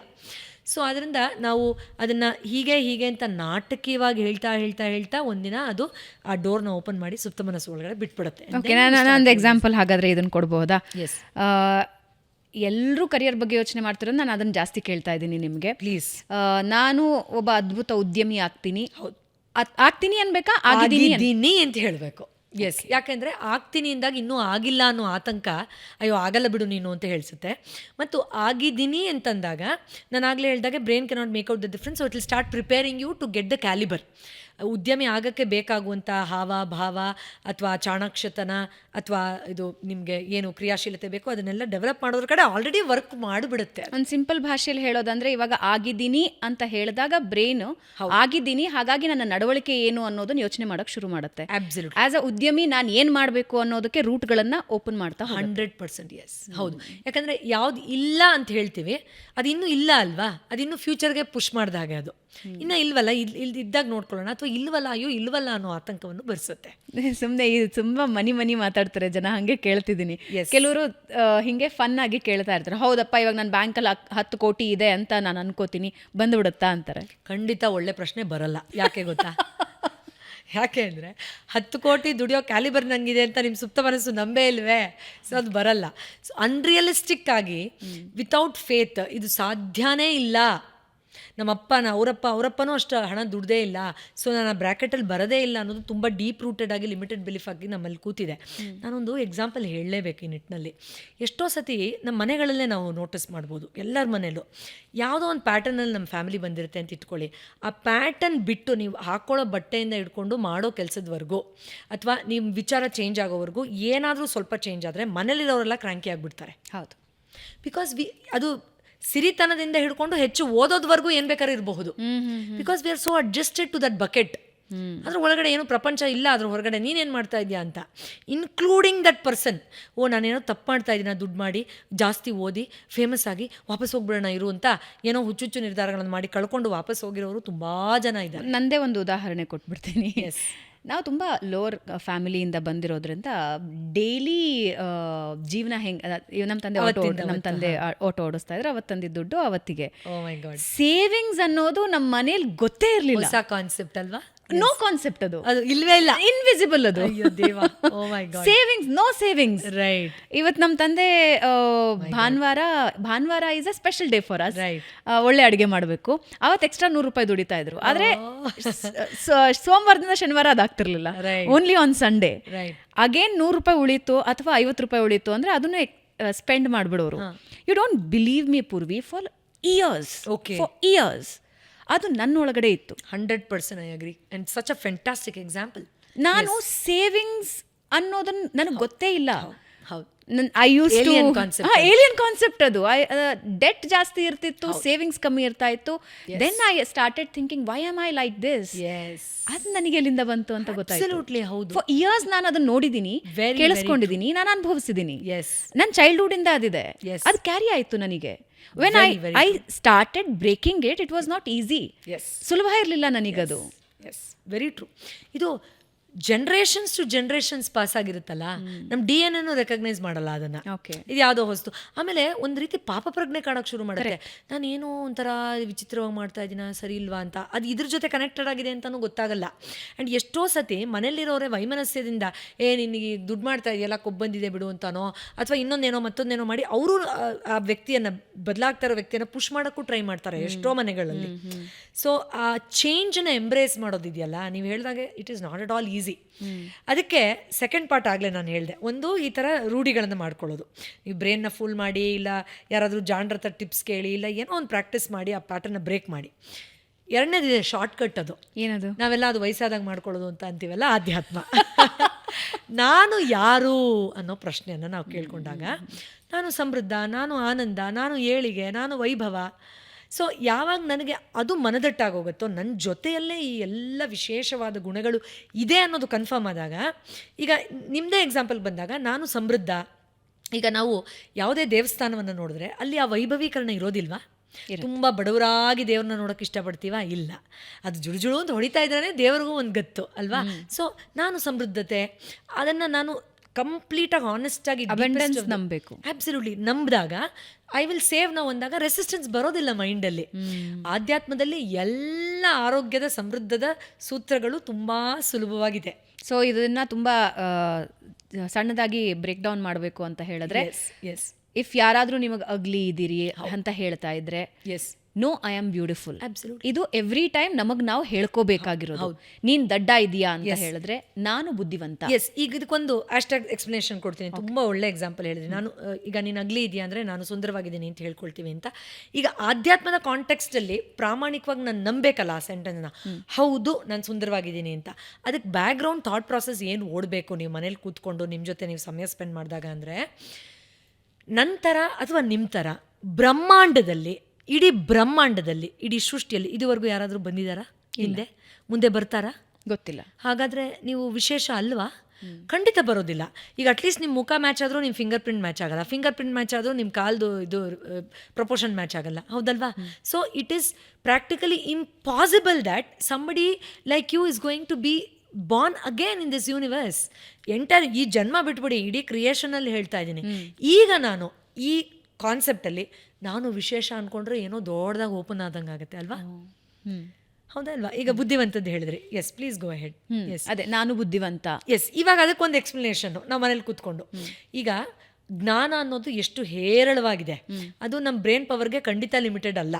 ಒಬ್ಬ ಒಲಿಯೋದಲ್ಲಿ ಜಾಣ ಆದರೆ ಒಬ್ಬ ಟ್ರೇಡಿಂಗಲ್ಲಿ ಜಾಣ ಇರ್ತಾನೆ, ಒಬ್ಬ ಮ್ಯಾಥ್ಸಲ್ಲಿ ಜಾಣ ಆದರೆ ಒಬ್ಬ ಬಯಾಲಜಿಲಿ ಜಾಣ ಇರ್ತಾನೆ, ಅಥವಾ ಇದು ಯಾವುದೂ ಗೊತ್ತಿಲ್ಲ ಅಂದರೆ ರೈತ ಭಾರಿ ಜಾಣ ಇರ್ತಾನೆ ಅವ್ನ ಕೆಲಸದಲ್ಲಿ. ಸೊ ಆ ಜಾಣ್ಮೆಯನ್ನು ನಾನು ರೀಡಿಫೈನ್ ಮಾಡಿಕೊಂಡು ನಾನು ಭಗವಂತನ ಬುದ್ಧಿವಂತ ಮಗು ಅಂತ ಅಂದ್ಕೊಂಡಾಗ, ಯಾರೇ ಪೆದ್ದ ಅಂದರೆ ಹೋಗ ನಾನು ತುಂಬ ಜಾಣ ಅಂತ ಅಂದಾಗ ಅವನಿಗಲ್ಲಿ ಆಕ್ಸೆಪ್ಟೆನ್ಸ್ ಬರುತ್ತೆ. ಇಲ್ಲಾಂದರೆ ಪೆದ್ದ ಅಂದಾಗ ನಾನು ಜಾಣ ಅಂದರೆ ಇಲ್ಲ ನಾನು ಜಾಣ ಇಲ್ಲದೆ ಇರ್ಬೋದು ಅಂತ ಅಲ್ಲಿ ಡೌಟ್ ಆಗುತ್ತೆ. ಡೌಟ್ ಇಸ್ ಶಾರ್ಟ್ ಸರ್ಕ್ಯೂಟ್ ಅಂದರೆ ಕರೆಂಟ್ ಪಾಪ ಚೆನ್ನಾಗಿ ಪಾಸ್ ಆಗಿ ಠಕ್ ಅಂತ ಎಲ್ಲ ಆಫ್ ಆಗಿಬಿಡುತ್ತೆ. ಸೊ ಈ ಡೌಟ್ ಬರಬಾರ್ದು, ಆಳವಾಗಿ ನಂಬಬೇಕು ಅಂದರೆ ನೀವು ನಿಮ್ಮ ಜೊತೆಯಲ್ಲಿ ಈ ಒಂದೊಂದು ಕಾನ್ಸೆಪ್ಟ್ ಜೊತೆಲೂ ಅಟ್ಲೀಸ್ಟ್ 2 ನಿಮಿಷ ಕೂತ್ಕೋಬೇಕು. Very beautiful. ಎಸ್, ನಾನು ಇತ್ತೀಚೆಗೆ ಇದನ್ನು ನಾನು ಅಕ್ಷಯ್ ಕುಮಾರ್ ಇಂದಾನು ಕೇಳಿದ್ದೀನಿ. ಅದ್ರ ಜೊತೆಗೆ ಕೆಲವು ಸ್ಕಾಲರ್ಸ್ ಕೂಡ ಇದನ್ನು ಹೇಳಿದ್ದಾರೆ. ಎವ್ರಿ ಡೇ ಮಿನಿಮಮ್ ಅರ್ಧ ಗಂಟೆ ನೀವು ನಿಮ್ಮ ಜೊತೆ ಕೂತ್ಕೊಂಡ್ರೆ, ಇಟ್ಸ್ ನಾಟ್ ಮೆಡಿಟೇಷನ್, ಧ್ಯಾನ, ಜಪ ಏನೂ ಅಲ್ಲ, ನಿಮ್ಮ ಜೊತೆ ಕಣ್ಮುಚ್ಕೊಂಡು ನೀವು ಕೂತ್ಕೊಳ್ಳೋದಕ್ಕೆ ಅರ್ಧ ಗಂಟೆ ಸಾಧ್ಯ ಆಯಿತು ಅಂದರೆ then you are living life. ನಿಮ್ಮ ಜೀವನ ತುಂಬ ನಾರ್ಮಲ್ ಇದೆ, ನಿಮ್ಮ ಜೀವನ ತುಂಬ ಬ್ರೈಟ್ ಇದೆ ಅಂತ ಹೇಳ್ತಾರೆ. Is it true? ಹೆಂಗೆ ವರ್ಕ್ ಆಗುತ್ತೆ? 100% ಹೌದು. ಮೆಡಿಟೇಷನ್ ಆಸ್ಪೆಕ್ಟಲ್ಲಿ ನಾವು ನೋಡೋದಾದರೆ, ಸ್ಟಿಲ್ನೆಸ್ ಆಸ್ಪೆಕ್ಟಲ್ಲಿ ತಲೆಯಿಂದ ಪಾದದವರೆಗೂ ಬೆನಿಫಿಟ್ಸ್ ಇದೆ ಅದಕ್ಕೆ. ಅಂದರೆ ಈಗ ನಾನೇನೋ ರೇಸಲ್ಲಿದ್ದೀನಿ, ಅದು ನಡೀತಿದೆ, ಇದು ನಡೀತಿದೆ, ಓ ಸ್ಟಾಕ್ ಮಾರ್ಕೆಟ್ ಬೀಳ್ತಾ ಇದೆ, ಓ ಕೆಲಸದಲ್ಲಿ ಇದು ಮಾಡ್ತಾ ಇದ್ದಾರೆ, ಅದು ಮಾಡ್ತಾ ಇದ್ದಾರೆ, ಟಾರ್ಗೆಟ್ ಮ್ಯಾಚ್ ಆಗಬೇಕು, ಇದೆಲ್ಲ ಓಡ್ತಾ ಇರ್ಬೇಕಾದ್ರೆ ಇಮ್ಯಾಜಿನ್ ನೀವು ಅದೆಲ್ಲ ಸೈಡಲ್ಲಿ ಇರಲಪ್ಪ, ನಾನು ಪೂರ್ವಿನೂ ಅಲ್ಲ, ನನ್ನ ಪಾತ್ರ ಅಲ್ಲ, ಕೆಲಸ ಅಲ್ಲ, ದುಡ್ಡಲ್ಲ, ನಾನು ಅಮ್ಮ ಅಲ್ಲ, ಏನೂ ಅಲ್ಲ, ಎಲ್ಲ ಸೈಡಲ್ಲಿರಿ, ಒಂದು ನಿಮಿಷ ನನ್ನ ಜೊತೆ ನಾನು ಕೂತ್ಕೋತೀನಿ ಅಂದ ತಕ್ಷಣ ನಾವು ಆ ಉದ್ವೇಗದ ಮೋಡಿಂದ ನಿಧಾನವಾಗಿ ಸಮಾಧಾನದ ಮೋಡ್ಗೆ ಹೋಗ್ತೀವಿ. ಬಯೋಲಾಜಿಕಲಿ ಫ್ಲೈಟ್ ಆ್ಯಂಡ್ ಫೈಟ್ ರೆಸ್ಪಾನ್ಸಿಂದ ಹೀಲ್ ಆ್ಯಂಡ್ ರಿಲ್ಯಾಕ್ಸ್ ಮೋಡ್ಗೆ ಹೋಗ್ತೀವಿ. ಆ ಮೋಡಿಂದ ಈ ಮೋಡ್ಗೆ ಹೋದ್ರೇ ಒಳಗಡೆ ಇಮ್ಯೂನ್ ಸಿಸ್ಟಮ್ ಸರಿಯಾಗಿ ವರ್ಕ್ ಆಗೋಕ್ಕಾಗೋದು. ನಿಮ್ಮಲ್ಲಿ ಏನು ಡ್ಯಾಮೇಜ್ ಇದೆ ಅದನ್ನು ಐಡೆಂಟಿಫೈ ಮಾಡಿ ಆ ಇಮ್ಯುನಿಟಿಯಿಂದ ಅದು ಸೆಲ್ಫ್ ಹೀಲಿಂಗ್ ಮಾಡ್ಕೊಳ್ಳೋಕೆ ಸಾಧ್ಯ ಆಗೋದು. ನಿಮ್ಮ ನರ್ವಸ್ ಸಿಸ್ಟಮ್ ಕಾಮ್ ಆಗೋದು, ಬೇಕಾಗೋ ಹ್ಯಾಪಿ ಹಾರ್ಮೋನ್ಸ್ ರಿಲೀಸ್ ಆಗೋದು. So biologically literally you are shifting from that panic mode to a relax mode, which is the base of every healing whatsoever. But ಇವಾಗ ಕಣ್ಣು ಮುಚ್ಚಿದ ತಕ್ಷಣ ನಾವು ಈ ಹೀಲಿಂಗ್ ಮೋಡ್ಗೆ ಹೋಗ್ಬೇಕಲ್ಲ? ಇಲ್ಲ, ಕೋಟಿ ಥಾಟ್ಸ್. ಹೌದು. ಆ್ಯಂಡ್ ಸ್ಟಿಲ್ನೆಸ್ ಆರ್ ಮೆಡಿಟೇಷನ್, ಇದನ್ನು ಮೆಡಿಟೇಷನ್ ಅಂತಲೇ ನಾವು ಕರೆಯೋದಾದರೆ, ಸುಮ್ಮನೆ ಕೂತ್ಕೊಳ್ಳೋದು, is not stopping the thoughts. ಇದೊಂದು ದೊಡ್ಡ ಮೂಢನಂಬಿಕೆ. ಅಂದರೆ ಏನು ಯೋಚನೆ ಮಾಡದೆ ಕೂತ್ಕೊಂಡು, ಹೌದು, ಅಯ್ಯೋ ನಂಗೆ ಥಾಟ್ಸ್ ಬರ್ತಾನೆ ಇರ್ತವೆ ಮೇಡಮ್, ಅದಕ್ಕೆ ನಾನು ಮಾಡೋದು ಬಿಟ್ಬಿಟ್ಟೆ ಅಂತಾರೆ. No, who told you? ಬುದ್ಧನಿಗೆ 6-7 ವರ್ಷ ಆಯ್ತಂತೆ ಥಾಟನ್ನು ಕಂಟ್ರೋಲ್ ಮಾಡಿಕೊಂಡು ಏನೋ ಅನುಭವ ಆಗ್ತಾ ಇದೆ ಅನ್ನೋದಕ್ಕೆ. ಇನ್ನು ನಮಗೆ ಸೊ ಖಂಡಿತ ಧ್ಯಾನ ಅನ್ನೋದು ಆಲೋಚನೆ ನಿಲ್ಲಿಸೋದಲ್ಲ. ಧ್ಯಾನ ಅನ್ನೋದು ಜಾಗೃತವಾಗಿ ಗಮನಿಸೋದು. ಫಾರ್ ಎಕ್ಸಾಂಪಲ್, ನಾನು ಇಲ್ಲಿ ಕೂತೆ, ನಾನು ಇವತ್ತು ಅಡುಗೆ ಮಾಡಿಲ್ಲ, ಮತ್ತೆ ಹೋಗಿ ಅಡುಗೆ ಮಾಡಬೇಕು ಅಂತ ಥಾಟ್ ಬಂತು ಅಂತ ಇಟ್ಕೊಳ್ಳಿ. ನಾವೇನು ಮಾಡ್ತೀವಿ? ಹೌದಲ್ವಾ, ಅಡುಗೆ ಮಾಡಬೇಕು, ಸಾಂಬಾರು ಪುಡಿನೂ ಖಾಲಿ ಆಗಿತ್ತು, ಅದ್ರ ಜೊತೆ ಉಪ್ಪಿದೆಯಾ ನೋಡ್ಕೋಬೇಕು, ಅದ್ರ ಜೊತೆ ನಾವೇ ಹೊಟ್ಟೋಗ್ಬಿಡ್ತೀವಿ. ನಾವು ಅಡುಗೆ ಮಾಡಿಲ್ಲ ಅಂದಾಗ ಅದನ್ನು ವಿಟ್ನೆಸ್ ಮಾಡಿ ಆಯಿತು ಹೋಗು ಆಮೇಲೆ ಬರ್ತೀನಿ ಅಂತ ಅದನ್ನು ಜಸ್ಟ್ ನೀವು ಪುಷ್ ಮಾಡ್ತಾ ಹೋದರೆ, ಅಡುಗೆ ಮಾಡಿಲ್ಲ ಅನ್ನೋ ಥಾಟ್ ಬಂದು ಹೋಯಿತು, ನನ್ನ ಡ್ರೆಸ್ ಸೈನ್ ಮಾಡಬೇಕು ಅನ್ನೋ ಥಾಟ್ ಬಂದು ಹೋಯಿತು, ಮಗುಗೆ ಎಕ್ಸಾಮ್ ಇದೆ ಥಾಟ್ ಬಂದು ಹೋಯಿತು. You just letting go of everything. ಯಾವಾಗ ನೀವು ಬಂತು ಹೋಗ್ತಾ ಇದೆ ಅನ್ನೋದನ್ನು ವಿಟ್ನೆಸ್ ಮಾಡ್ತಿರೋ ಸಾಕ್ಷೀಭೂತವಾಗಿ ನಿಮ್ಮ ಸುಪ್ತ ಮನಸ್ಸು ಗೊತ್ತಾಗುತ್ತೆ, ಇವ್ರು ಕೂತ್ಕೊಂಡ್ರಪ್ಪ, ಈ ಟೈಮಲ್ಲಿ ನಾನು ಎಷ್ಟು ಥಾಟ್ ತೊಗೊಂಬಂದ್ರೂ ಮರ್ಯಾದೆ ಇಲ್ಲ, ಅದಕ್ಕೆ ಮರ್ಯಾದೆ ಕೊಡದೆ ಇರೋ ನೆಂಟರು ಬರ್ತಾರ ಮನೆಗೆ? ಬರಲ್ಲ. ಅದು ಕ್ರಮೇಣವಾಗಿ ಕಮ್ಮಿ ಆಗುತ್ತೆ. ಆಗಲೂ ಒಂದೊಂದು ಬರಬಹುದು, ಇಲ್ಲ ಅಂತಲ್ಲ, ಬಟ್ ಇಟ್ ಡಸಂಟ್ ಮ್ಯಾಟರ್. ತುಂಬ ದೊಡ್ಡ ಶಿಫ್ಟನ್ನು ಖಂಡಿತ ನೀವು ನೋಡ್ತೀವಿ. But it takes time, definitely consistency ಬೇಕು. ಎಸ್, ಬರಲಿ 1000 ಥಾಟ್ ಬರಲಿ ಬಿಡಿ, ಬರಲಿ, ಸುಮ್ಮನೆ ಕಣ್ಣು ಮುಚ್ಕೋತೀನಿ ಅಂತ ಅಂದ್ಕೊಳ್ಳಿ. ಇನ್ಫ್ಯಾಕ್ಟ್ ನಾನು ಹೇಗೆ ಹೇಳ್ತೀನಿ ಅಂದರೆ ಕೆಲವು ಕ್ಲೈಂಟ್ಸ್ಗೆ 10 ಸೆಕೆಂಡ್ಸಿಂದ ಶುರು ಮಾಡಿ ಅಂತ ಹೇಳ್ತೀನಿ. ಯಾಕಂದರೆ ತುಂಬ ಜನ ಕಣ್ಣು ಮುಚ್ಕೊಳ್ಳಿ ಅಂದಾಗ ಅಯ್ಯೋ ಮೈಯೆಲ್ಲ ಒಂಥರ ಆಯಿತು ಮೇಡಮ್, ತಲೆ ಹಿಡ್ಕೊಂಡಂಗೆ ಆಯಿತು, ಏನೋ ಆಗ್ಬಿಡುತ್ತೆ ಅನ್ನಿಸ್ತು, ಎದ್ಬಿಟ್ಟೆ ಅಂತ ಹೇಳ್ತಾರೆ. ಇದು ಕೂತ್ಕೊಂಡಿದ್ರಿಂದ ಆಗಿದ್ದಲ್ಲ, ಬಾಡಿ ರೆಸಿಸ್ಟ್ ಮಾಡ್ತಾ ಇದೆ. ಯಾಕೆ ಕೂತ್ಕೊಂಡೆ ನೀನು ಕೂತ್ಕೊಳ್ಳೋನಲ್ಲ, ನಿನ್ನ ರೇಸಲ್ಲಿ ಇದೆಯಾ, ಓಡು ಅಂತ ಹೇಳುತ್ತೆ. ಎದ್ದೇಳು ಅಂತ ಹೇಳುತ್ತೆ. ಏನೋ ಆಗ್ಬಿಡುತ್ತೆ, ದೊಡ್ಡದೇನೋ ಆಗ್ಬಿಡುತ್ತೆ, ಎದ್ದೇಳು ಓಡು ಅಂತ ಹೇಳುತ್ತೆ. ಸೊ ಒಂದು ಅದು ನೀವು ಲಾಭ ಕೇಳಿದಾಗೆ ಒಂದು ಬಯಾಲಜಿಕಲಿ ಅಂತೂ ಹೌದು. ಎರಡನೇದು, ನನ್ನನ್ನು ನಾನು ಅರ್ಥಕೊಂಡಾಗ ಮಾತ್ರ ನನ್ನ ಸೆನ್ಸಿಟಿವ್ ಪಾಯಿಂಟನ್ನು ನಾನು ಎಲ್ಲಿ ಹ್ಯಾಂಡಲ್ ಮಾಡಬೇಕು, ಹೇಗೆ ಹ್ಯಾಂಡಲ್ ಮಾಡಬೇಕು ಅನ್ನೋ ಜಾಣ್ಮೆ ನನಗೆ ಸಿಗತ್ತೆ. ಇಲ್ಲಾಂದರೆ ಬೇರೆಯವ್ರು ಚೆನ್ನಾಗಿ ರಿಮೋಟ್ ಇಟ್ಕೊಂಡು ಆಟ ಆಡಿಸ್ತಾರೆ. ಈಗ ಯಾರಿಗೋ ಗೊತ್ತಾಗ್ಬಿಡ್ತು ನಂಗೆ ಈ ವಿಷಯಕ್ಕೆ ಕೋಪ ಬರುತ್ತೆ ಅಂತ ಇಟ್ಕೊಳ್ಳಿ, ನಾನು ಇರಿಟೇಟ್ ಮಾಡಿದಾಗೆಲ್ಲ ಅದನ್ನೇ ಮಾಡ್ತಾ ಇರ್ತಾರಾ? ನಮ್ಮ ಮನೆಯಲ್ಲೇ ಮಾಡ್ತಾರೆ, ಬೇರೆ ಯಾಕೆ, ಹೌದಲ್ವಾ? ಅದೇ ನನಗೆ ಈ ಪಾಯಿಂಟಿಗೆ ನಾನು ಸೆನ್ಸಿಟಿವ್ ಆಗ್ತೀನಿ, ಇಷ್ಟಾಗೋದು ಬೇಡ ಅನಿಸುತ್ತೆ ಅನ್ನೋದೇನೋ ಒಂದು ಥಾಟ್ ಬಂದು ಹೋಯಿತು ಅಂತ ಇಟ್ಕೊಳ್ಳಿ ಆ ಸ್ಟಿಲ್ನೆಸ್ಸಲ್ಲಿ. Then imagine how challenges you will be better able to handle. ವೀಕ್ಷಕರೇ, ಇದೊಂದು ಬೇಕಾದರೆ ನೀವೊಂದು ಪ್ರಯತ್ನ ಪಟ್ಟು ನೋಡಿ, ವೆರಿ ವೆರಿ ವೆರಿ ಎಫೆಕ್ಟಿವ್. ನಾನು ಯೂಶ್ವಲಿ ಅರ್ಧ ಗಂಟೆ ಮಾಡೋಕ್ಕೆ ಟ್ರೈ ಮಾಡ್ತೀನಿ, ನಾಟ್ ಎವ್ರಿ ಡೇ, ಬಟ್ ನನಗೆ ಯಾವಾಗ ಸಮಯ ಸಿಗುತ್ತೋ ಆವಾಗ. Very good. ಒಂದು, ನಾನು ನನ್ನ ಜೊತೆ ಸಮಯ ಕಳೆಯೋದು ಬಹಳ ಇಷ್ಟಪಡ್ತೀನಿ, ನನ್ನ ಜೊತೆಗೆ ಇದೆ ಕಣ್ಮುಚ್ಚಿ ಸ್ವಲ್ಪ ಹೊತ್ತು ಕೂತ್ಕೊಳ್ಳೋದಕ್ಕೆ. ಬಟ್ ಡೆಫಿನೆಟ್ಲಿ ಟ್ರೈ ಮಾಡಿ 5 ನಿಮಿಷ ಇಫ್ ಯು ಕುಡ್, ಸುಮ್ಮನೆ ಶಾಂತವಾಗಿ ನಿಮ್ಮ ರೂಮಲ್ಲಿ ಲಾಕ್ ಮಾಡ್ಕೊಳ್ಳಿ, ಮೊಬೈಲ್ ಸ್ವಲ್ಪ ಸೈಲೆಂಟಿಗೆ ಹಾಕಿಬಿಟ್ಬಿಡಿ, 5 ನಿಮಿಷ ಕಣ್ಣು ಮುಚ್ಕೊಂಡು ಕೂತ್ಕೊಳ್ಳಿ. ಸುಮ್ಮನೆ ಥಾಟ್ ಬರ್ತಾ ಇರಲಿ ಹೋಗ್ತಾ ಇರಲಿ. But Purvi, it's my personal experience. When I do this, ನಾನು ಯಾವತ್ತು ಇದನ್ನು ಮಾಡ್ತೀನೋ ಅದರ next day will be a different day. Absolutely ಬೇರೆನೇ ಇರುತ್ತೆ. ನನ್ನ ಎನರ್ಜಿ ಲೆವೆಲ್ಸ್ ಬೇರೆ ಇರುತ್ತೆ, ನನ್ನ ಥಾಟ್ ಪ್ರೋಸೆಸ್ ಬೇರೆ ಇರುತ್ತೆ, ನನ್ನ ಓಡಾಟ ಬೇರೆ ಇರುತ್ತೆ, ನನ್ನ ಚಾಯ್ಸಸ್ ಬೇರೆ ಇರುತ್ತೆ, ನನ್ನ ಫಿಸಿಕಲ್ ಆಕ್ಟಿವಿಟಿ ಇನ್ನೂ ಹೌದು ಹೈಪರ್ ಇರುತ್ತೆ, ಜಾಸ್ತಿ ಆಗುತ್ತೆ. Very true. ನಾನು ಕಾಸ್ಮಿಕ್ ಆ್ಯಂಗಲಲ್ಲಿ ಹೇಳೋದಾದರೆ, ನಾವು ಆ ಥರ ಸ್ಟಿಲ್ನೆಸ್ಸಲ್ಲಿ ಅವೇರ್ನೆಸ್ಸಲ್ಲಿ ಕೂತಾಗ ನಮ್ಮಲ್ಲಿ ಹರಿತಾ ಇರುವಂಥ ಪ್ರಾಣಶಕ್ತಿ ಏನು ಎಲ್ಲ ಅಂಗಾಂಗಕ್ಕೂ ಸರಬರಾಜು ಆಗ್ತಾ ಇರುತ್ತೆ ಚಕ್ರಗಳ ಮೂಲಕ, ಅದು ಇನ್ನೂ ಜಾಗೃತವಾಗಿ ಹೆಚ್ಚು ಪ್ರಮಾಣದಲ್ಲಿ ಹರಿಯೋಕ್ಕೆ ಶುರು ಮಾಡುತ್ತೆ. So when you have that heightened energy, ನೀವು ಹೇಳ್ದಾಗೆ ಎಲ್ಲದರಲ್ಲೂ ಅದು ಹೊರ ಸೂಸುತ್ತೆ. ಮತ್ತು ಖಂಡಿತ ನಿಮ್ಮನ್ನು ಸೂಕ್ಷ್ಮವಾಗಿ ಗಮನಿಸೋರು, ನಿಮ್ಮಲ್ಲಿ ಏನೋ ಬದಲಾವಣೆ ಇದೆಯಲ್ಲ, ನಿಮ್ಮ ಹತ್ರ ಇನ್ನೂ ಮಾತಾಡಬೇಕು ಅನಿಸುತ್ತೆ, ಹೇಗೆ ನೀವು ಇಷ್ಟು ಆರಾಮಾಗಿರ್ತೀರಾ ಅಂತ ಖಂಡಿತ ಯಾರಾದರೂ ಒಬ್ಬರು ನೋಟಿಸ್ ಮಾಡಲೇಬೇಕು ಅಂತಲ್ಲ, ಬಟ್ ಹೊರಗಡೆ ಇರೋರ್ಗೂ ಅದು ಭಾಸ ಆಗುತ್ತೆ. ಆ್ಯಂಡ್ ಇದು ಒಂದು ವಾರ ಮಾಡಿದ್ರೇ I think we can see the changes. 100% my personal experience, ನನ್ನ ಪರ್ಸನಲ್ ಎಕ್ಸ್ಪೀರಿಯನ್ಸ್. ಒಂದು ವಾರಕ್ಕೆ ಇಷ್ಟು ಇಫೆಕ್ಟ್ ಮಾಡಬಹುದು ಅನ್ನೋದಾದರೆ, ಅಥವಾ ವಾರದಲ್ಲಿ 2 ದಿನ ಮಾಡ್ತಿರೋವಾಗ ನಿಮಗೆ ಅದು ಚೇಂಜಸ್ ಕಾಣುತ್ತೆ ಅಂದರೆ, ಅದನ್ನು ಕಂಟಿನ್ಯೂ ಮಾಡಿದ್ರೆ I think the latest research says that ಪ್ರತಿದಿನ ಒಬ್ಬ ಮನುಷ್ಯ 3 ನಿಮಿಷ ತನ್ನ ಬಾಡಿ ಹತ್ರ ಮಾತಾಡಿದ್ರೆ ಅವ್ರ ಕಾಯಿಲೆ ಪ್ರಮಾಣ ಎಷ್ಟೋ % ಕಮ್ಮಿ ಆಗುತ್ತೆ ಅನ್ನೋದು ಪ್ರೂವ್ ಆಗಿದೆ ಅಂತೆ, just by talking. For example, ಈಗ ಕೈ ಮುರ್ಕೊಂಡಿದ್ರೆ, oh beautiful hand, I am so sorry, ನಿಂಗೆ ಬೇಜಾರಾಯ್ತಾ, ನೀನು ಎಷ್ಟು ಸರ್ವ್ ಮಾಡಿದ್ಯಾ ನನಗೆ ಇಷ್ಟು ವರ್ಷ, ಓ ನೋವಾಯ್ತಾ ನಿನಗೆ, ಇರಲಿ ಚೆನ್ನಾಗಿ ಬೇಗ ಹೀಲ್ ಆಗುತ್ತೆ, ಭಯಪಡಬೇಡ, ನಾನು ಖಂಡಿತ ನಿನಗೆ ಆಗಾಗ ನಿನಗೆ ಪ್ರೀತಿದು ವೈಬ್ಸ್ ಕೊಡ್ತಾ ಇರ್ತೀನಿ, ಈ ಥರ ವಾಟ್ ಎವರ್ ಇಟ್ ಇಸ್, ಅದು ಏನು ಬೇಕಾರಾಗಿರ್ಬೋದು, ದೇಹದ ಬಗ್ಗೆ ಮಾತಾಡ್ತಾ ಬಂದರೆ ರಿಕವರಿ ಸ್ಪೀಡ್ ಹೆಚ್ಚಾಗುತ್ತೆ ಅನ್ನೋದು ಪ್ರೂವ್ ಮಾಡಿದ್ದಾರೆ. ಸೊ ಇದನ್ನೇ ನಾವು ಮಂತ್ರಗಳಲ್ಲಾಗಿರ್ಬೋದು, ಧ್ಯಾನದಲ್ಲಾಗಿರ್ಬೋದು, ಸತ್ಸಂಗದಲ್ಲಾಗಿರ್ಬೋದು, ಒಳ್ಳೆ ವಿಚಾರಗಳನ್ನು ಎಕ್ಸ್ಚೇಂಜ್ ಮಾಡ್ಕೊಂಡು ಇದನ್ನು ಬೇರೆ ರೀತಿಯಲ್ಲಿ ಆಧ್ಯಾತ್ಮಿಕವಾಗಿ ಎಂಜಾಯ್ ಮಾಡ್ತಾ ಇದ್ವಿ. ಬಟ್ ಈಗ ನಿಖರವಾಗಿ ಅದನ್ನೇ ಮಾಡಿ, ನಿಖರವಾದ ನೀವು ಹೇಳಿದಾಗೆ evident results can be arrived 100%. ನೀವು ಅದಕ್ಕೆ ಓಕಲ್ ಸೈನ್ಸಸ್ ನಂಬಬೇಕಾಗಿಲ್ಲ, ಅಥವಾ ಏನೋ ನನಗೆ ಗೊತ್ತಿಲ್ಲದೆ ಇರೋದನ್ನು ನಾನು ನಂಬಿಡ್ತಾ ಇದ್ದೀನ ಅಂತ ನೀವು ಡಿಲ್ಯೂಷನ್ಗೆ ಹೋಗೋ ಥರದ ಫೀಲಿಂಗಿಗೆ ಏನು ಹೋಗಬೇಕಾಗಿಲ್ಲ. As you said, it just the company of your own self which will make a difference. Swami Vivekananda ಅವರು ಹೇಳಿಲ್ವಾ, ನೀವು ಪ್ರತಿದಿನ ನೀನು ಮಾತಾಡ್ತಿಲ್ಲ ಅಂದರೆ ತುಂಬ ವಿಶೇಷವಾದ ಒಬ್ಬ ವ್ಯಕ್ತಿ ಜೊತೆ ಮಾತಾಡೋ ಆಪರ್ಚುನಿಟಿ ಮಿಸ್ ಆಯಿತು ಅಂತ ಅರ್ಥ ಅಂತ ಹೇಳ್ತಾರೆ. But I feel lucky Purvi, mobile ಇಲ್ಲದೆ ಇರೋಕ್ಕಾಗಲ್ಲ ಅಂತ ತುಂಬ ಜನ ಹೇಳ್ತಾರೆ. ಬಟ್ ಐ ಆಲ್ವೇಸ್ ಅಮ್ಯೂಸ್ಡ್, ಯಾಕೆಂದರೆ ನಾನು ಮನೇಲೂ ಕೆಲಸ ಮಾಡ್ತಾ ಮೊಬೈಲ್ನೆಲ್ಲೋ ಬಿಟ್ಟಿರ್ತೀನಿ, ಮತ್ತು ನಾನು ರಿಂಗ್ ಬಂದಾಗ ಹುಡುಕಕ್ಕೆ ಶುರು ಮಾಡ್ತೀನಿ ಎಲ್ಲಿದೆ ಅಂತ. ಬಟ್ ಅಲ್ಲಿವರೆಗೆ I feel lucky. Very true. ಅಯ್ಯೋ, ಈಗ ಅದರ ಡಿಪೆಂಡೆನ್ಸಿ ಹೇಳ್ತಾ ಹೋದ್ರೆ ಅಬ್ಬಬ್ಬಾ ಪಾಡ್ಕಾಸ್ಟ್ ಆಗುತ್ತೆ. ಓ ಮೈ ಗಾಡ್. ಯಾಕಂದ್ರೆ ಆ ಡೋಪಮಿನ್ ಹಿಟ್ ಎಲ್ಲರಿಗೂ ಬೇಕು.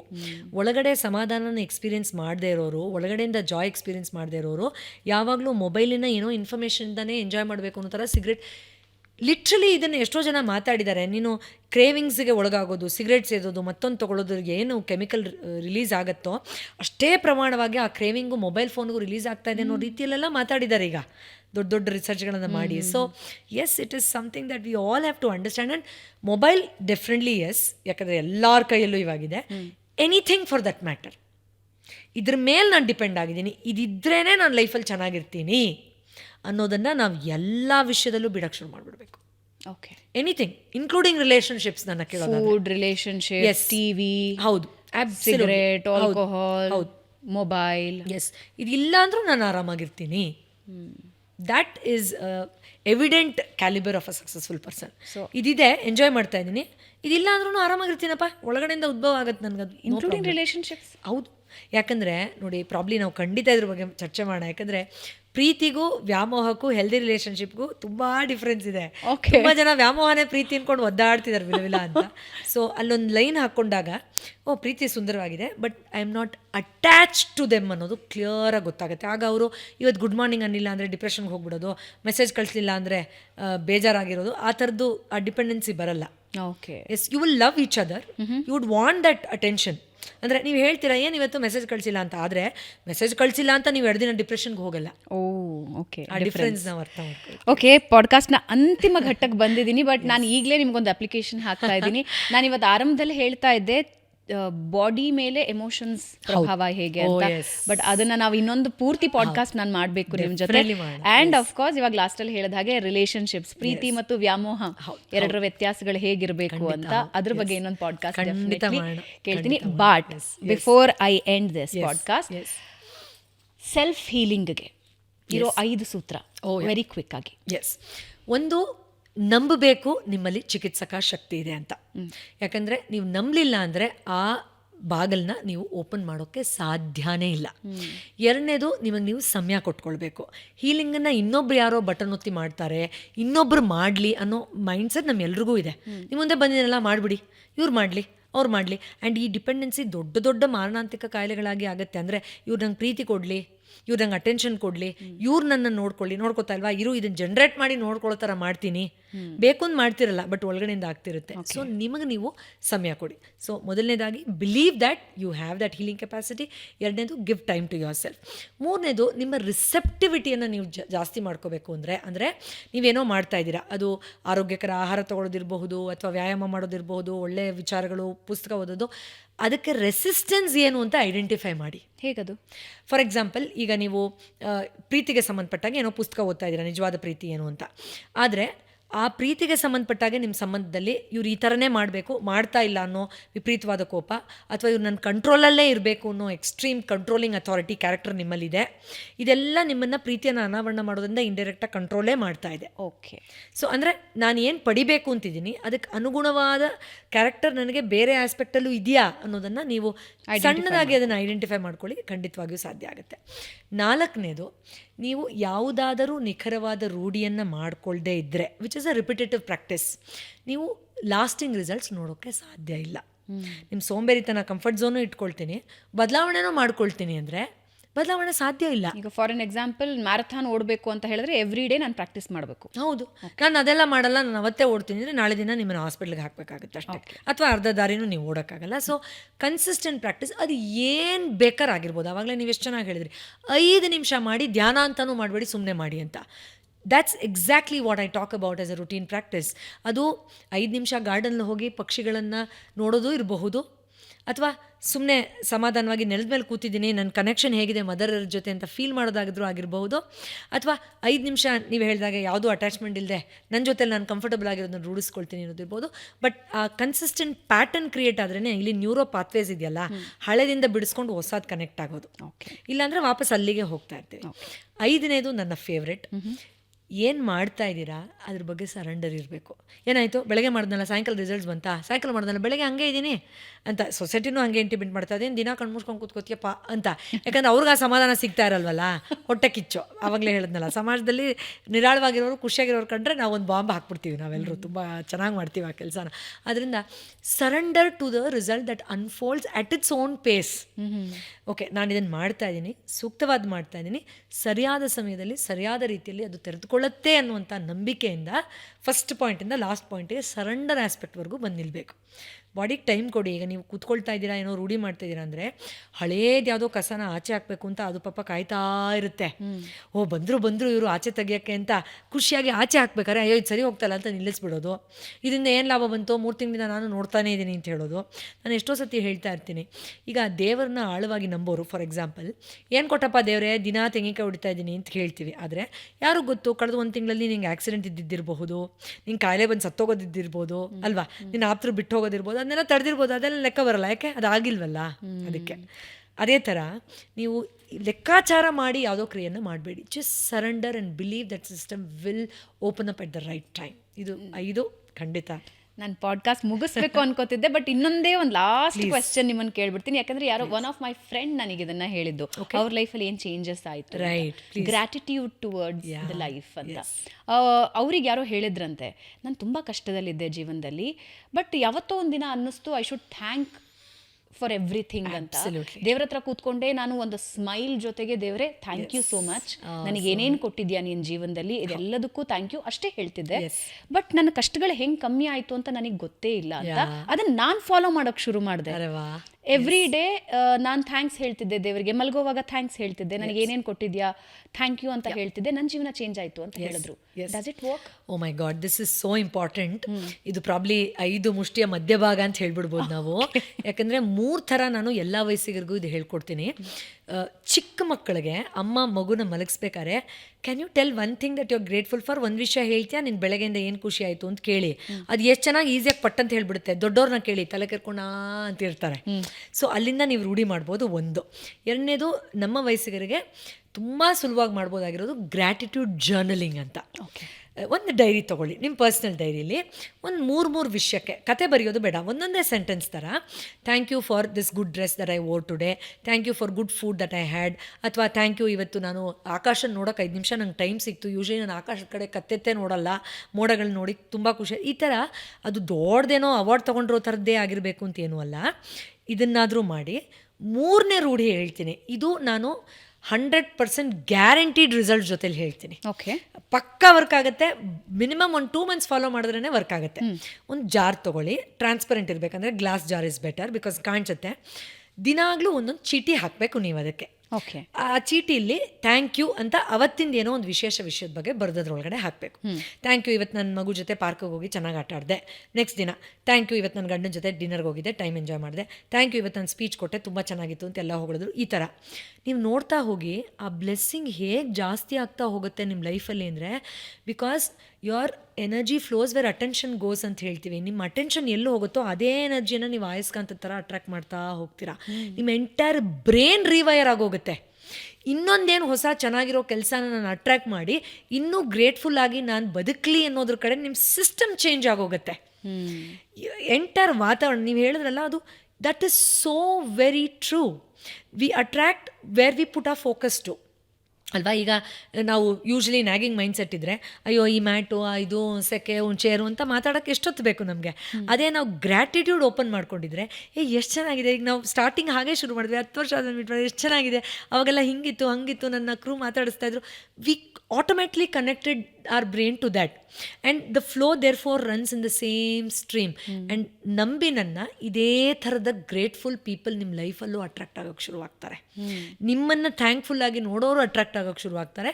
ನಿಮಗೆ ತುಂಬ ಸಮಯ ಬೇಕಾಗಿಲ್ಲ, ಬರೀ ಒಂದು ತಿಂಗಳು ಅಥವಾ 2 ತಿಂಗಳಲ್ಲೇ ಇದು. ಆ್ಯಂಡ್ ಅದನ್ನು ನೋಡ್ತೀವಲ್ಲ ನಾವು, ಚೀಟಿ ಜಾಸ್ತಿ ಆಗ್ತಾ ಇದೆ, ಇಷ್ಟೊಂದೆಲ್ಲ ಚೆನ್ನಾಗಿದೆ ನನ್ನ ಲೈಫಲ್ಲಿ, ಪರವಾಗಿಲ್ಲಪ್ಪ ನನ್ನ ಲೈಫ್ ಚೆನ್ನಾಗಿದೆ ಅಂತ. ಈಗ ಹೇಳಿ, ಡಿಪ್ರೆಷನ್ಗೆ ಇದು ಮದ್ದಾಗತ್ತಾ? ಆಗಲ್ವಾ?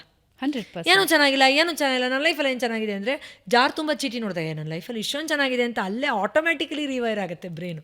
So yes, it works and it is an amazing ಸೂತ್ರ that all of us should practice. ಇವತ್ತಿಗೂ ನಾನು ಆ ಡೇಟ್ ಇರುತ್ತಲ್ಲ, ಅವತ್ತಿನ ಡೇಟು, ಆ ಥರದ ಡೈರಿಯಲ್ಲಿ ಎಷ್ಟು ಲೈನ್ಸ್ ಇದೆಯೋ ಅಷ್ಟು ಲೈನ್ಸ್ ಜರ್ನಲಿಂಗ್ ಪ್ರಾಕ್ಟೀಸ್ ಥರ ಥ್ಯಾಂಕ್ ಯು ಬರ್ದೇ ಬರಿತೀನಿ. ಎಷ್ಟೋ ವರ್ಷಗಳಿಂದ we have a rack full of diaries like that. Must do. And ತುಂಬ ಜನ ಕೇಳ್ತಾರಲ್ಲ, how are you so positive, ಎಲ್ಲಾದರೂ ಒಳ್ಳೆಯದನ್ನೇ ನೋಡ್ತಿರಲ್ಲ ಹೆಂಗೆ, ಇದರಲ್ಲೂ ಏನೋ ಒಂದು ಚೆನ್ನಾಗಿರೋದು ಹುಡುಕಿ ಹೇಳ್ಬಿಟ್ರಲ್ಲ ಹೇಗೆ ಅಂತ. ಬಿಕಾಸ್ ನಾವು ಅದನ್ನು ರೂಢಿಸ್ಕೊಂಡಾಗ ಆಟೋಮೆಟಿಕ್ಕಾಗಿ ಕ್ಯಾಲಿಬರ್ನ ನೀವು ಶಿಫ್ಟ್ ಮಾಡೋಕ್ಕೆ ಶುರು ಮಾಡ್ತೀರಾ. ಆ್ಯಂಡ್ ಇನ್ನೊಂದು ಚೂರು ಸ್ಪಿರಿಚುವಲ್ ಆಗಿ ಹೇಳ್ಬಿಡ್ತೀನಿ ನಾನು, ಇದು ಮಿಸ್ಟಿಕಲ್, ಯಾಕಂದರೆ ಇದನ್ನು ಲಾಜಿಕಲಾಗಿ ಅರ್ಥ ಮಾಡ್ಕೊಳಕ್ಕಾಗಲ್ಲ. ನೀವು ಇದೇ ಥರ ಪ್ರಾಮಾಣಿಕವಾಗಿ ಬದುಕ್ತೀರಾ ಅಂತ ಇಟ್ಕೊಳ್ಳಿ ಗ್ರ್ಯಾಟಿಟ್ಯೂಡಲ್ಲಿ. ಎಷ್ಟೋ ಸತಿ ನಮ್ಮವ್ರಿಗೆ ಏನಾದರೂ ಅಡ್ವೈಸ್ ಕೊಡ್ಬೇಕಾದ್ರೆ ಕೇಳೋದೇ ಇಲ್ಲ ಅವರೇ, ಹೋಗಿ ನೀನು ಏನು ಯಾವಾಗಲೂ ಬೋಧನೆ ಕೊಡಬೇಡ ಅಂತ ಹೇಳ್ತಾರೆ, ಅಥವಾ they don't grasp that change.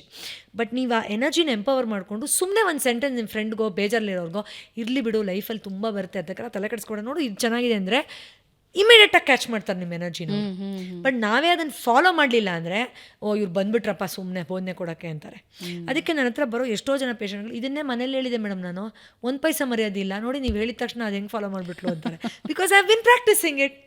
ಆ ಎನರ್ಜಿ ಇದೆಯಲ್ಲ, ಆಯಸ್ಕಾಂತದ ಥರ ಅದು ಒಬ್ರನ್ನೊಬ್ರು ಅಟ್ರಾಕ್ಟ್ ಮಾಡ್ತಾ ಸ್ಪ್ರೆಡ್ ಮಾಡುತ್ತೆ ಸೂರ್ಯನ ಥರ. That is mystical energy. ಅದನ್ನು ಲಾಜಿಕಲಿ ನಾವು ಬಟನ್ ಒತ್ತಿ ಎಕ್ಸ್ಪ್ಲೇನ್ ಮಾಡೋಕ್ಕಾಗಲ್ಲ, ಬಟ್ 100% ವರ್ಕ್ ಆಗುತ್ತೆ. ಎಲ್ಲ ವೀಕ್ಷಕರು ಟ್ರೈ ಮಾಡಬಹುದು. Lovely lovely. ಅಂದರೆ ನನಗೆ ಪಾಡ್ಕಾಸ್ಟ್ ಮುಗಿಸೋದಕ್ಕೆ ಇಷ್ಟ ಇಲ್ಲ, ಇಲ್ಲ, ಅದ್ಭುತವಾದ ಪಾಡ್ಕಾಸ್ಟ್. ಯಾಕೆಂದರೆ ಇವತ್ತಿನ ಜೀವನಕ್ಕೆ ಬೇಕಾಗಿರೋದು ಇದು. ನಾವು ಓಡ್ತಿದ್ದೀವಿ ಎಲ್ಲರೂ, ಯಾವುದ್ರ ಹಿಂದೆ ಓಡ್ತಿದ್ದೀವಿ ಅಂತ ಕೆಲವೊಂದ್ಸಲ ಗೊತ್ತೂ ಆಗಿರೋದಿಲ್ಲ. ಆದರೆ ನಮ್ಮ ಜೊತೆ ಕೂತ್ಕೊಳ್ಳೋಕೆ ಪುರ್ಸತ್ತಿಲ್ಲ, ನಮ್ಮ ಸಮಸ್ಯೆಗಳನ್ನು ಅಡ್ರೆಸ್ ಮಾಡೋದಕ್ಕೆ ಪುರ್ಸತ್ತಿಲ್ಲ, ಅದರಲ್ಲೇ ಯಶಸ್ಸು ಅಡಗಿದೆ ಅನ್ನೋದನ್ನು ತಿಳ್ಕೊಳ್ಳೋದಕ್ಕೂ ಪುರ್ಸತ್ತಿಲ್ಲ. ಬಟ್ ಅದೆಲ್ಲದಕ್ಕೂ ಉತ್ತರ ಕೊಟ್ರಿ. But definitely I want more podcast. ನಿಮಗೆ ಇನ್ನೊಂದಷ್ಟು ಕಾಟ ಕೊಡ್ತೀನಿ ನಾನು. ಖಂಡಿತ, ಇಟ್ಸ್ ಅ ಪ್ಲೆಷರ್. ಆ್ಯಂಡ್ ಈ ಮುಖಾಂತರ ಅಟ್ಲೀಸ್ಟ್ ಅಷ್ಟು ವೀಕ್ಷಕರಲ್ಲಿ ಬೆರಳೆಣಕ್ಕೆ ಎಷ್ಟು ಜನ ಆದರೂ ಜೀವನನ ನೋಡುವ ದೃಷ್ಟಿಕೋನ ಬದಲಾದರೆ ಅದಕ್ಕಿಂತ ದೊಡ್ಡ ಸಮಾಜ ಸೇವೆ ಇರೋಕ್ಕೆ ಸಾಧ್ಯ ಇಲ್ಲ. ಯಾಕಂದರೆ ನಮ್ಮ ಕಾಲಾವಧಿಯಲ್ಲಿ ಒಬ್ಬರನ್ನ ಬದಲಾಯಿಸೋಕೆ ನಮ್ಗೆ ಆಗಲ್ಲ ಕೆಲಸತಿ. ಅಂತರದಲ್ಲಿ ಒಂದು ಮಾಹಿತಿಯ ಮೂಲಕ ಒಂದು 4 ಜನ ಬದಲಾದರೆ ದಟ್ ಈಸ್ ಇಂಡೀಡ್ ಪುಣ್ಯ. ಸೊ ಖಂಡಿತ it's a pleasure. Thank you so much. Thank you so very much. Yes. So ವೀಕ್ಷಕರೇ, ಒಂದು ಸುಂದರವಾದ ಪಾಡ್ಕಾಸ್ಟ್ನೊಂದಿಗೆ ಜೀವನದಲ್ಲಿ ಟ್ರಾಮಾ ಇರಬಹುದು, ಮತ್ತೊಂದು ಮಗದೊಂದು ಸಮಸ್ಯೆಗಳ ಆಗರ ಇರಬಹುದು, ಆದರೆ ಅದಕ್ಕಿಂತ ಬ್ಯೂಟಿಫುಲ್ ಆಗಿ ನಿಮಗೊಂದು ಸುಂದರ ಜೀವನ ಇರುತ್ತೆ. ಅದನ್ನು ಯಾವ ರೀತಿ ರೂಪಿಸ್ಕೊಳ್ಬೇಕು, ಟ್ರಾಮಾಸಿಂದ ಯಾವ ರೀತಿ ಹೊರಗೆ ಬರಬೇಕು, ಓ ಮೈ ಗಾಡ್, ತುಂಬ ಇನ್ಫಾರ್ಮೇಷನನ್ನು ಪೂರ್ವಿಯವರು ನಮ್ಮ ಜೊತೆ ಹಂಚ್ಕೊಂಡ್ರು. ಮುಂದಿನ ವಾರ ಮತ್ತೊಬ್ಬ ಅದ್ಭುತ ಗೆಸ್ಟ್ನೊಂದಿಗೆ ನಿಮ್ಮನ್ನು ಭೇಟಿ ಆಗ್ತೀನಿ. ಆದರೆ ಸಬ್ಸ್ಕ್ರೈಬ್ ಮಾಡೋದನ್ನು, ಬೆಲ್ ಐಕನ್ ಪ್ರೆಸ್ ಮಾಡೋದನ್ನು ಮರಿಬೇಡಿ. ನಮಸ್ಕಾರ.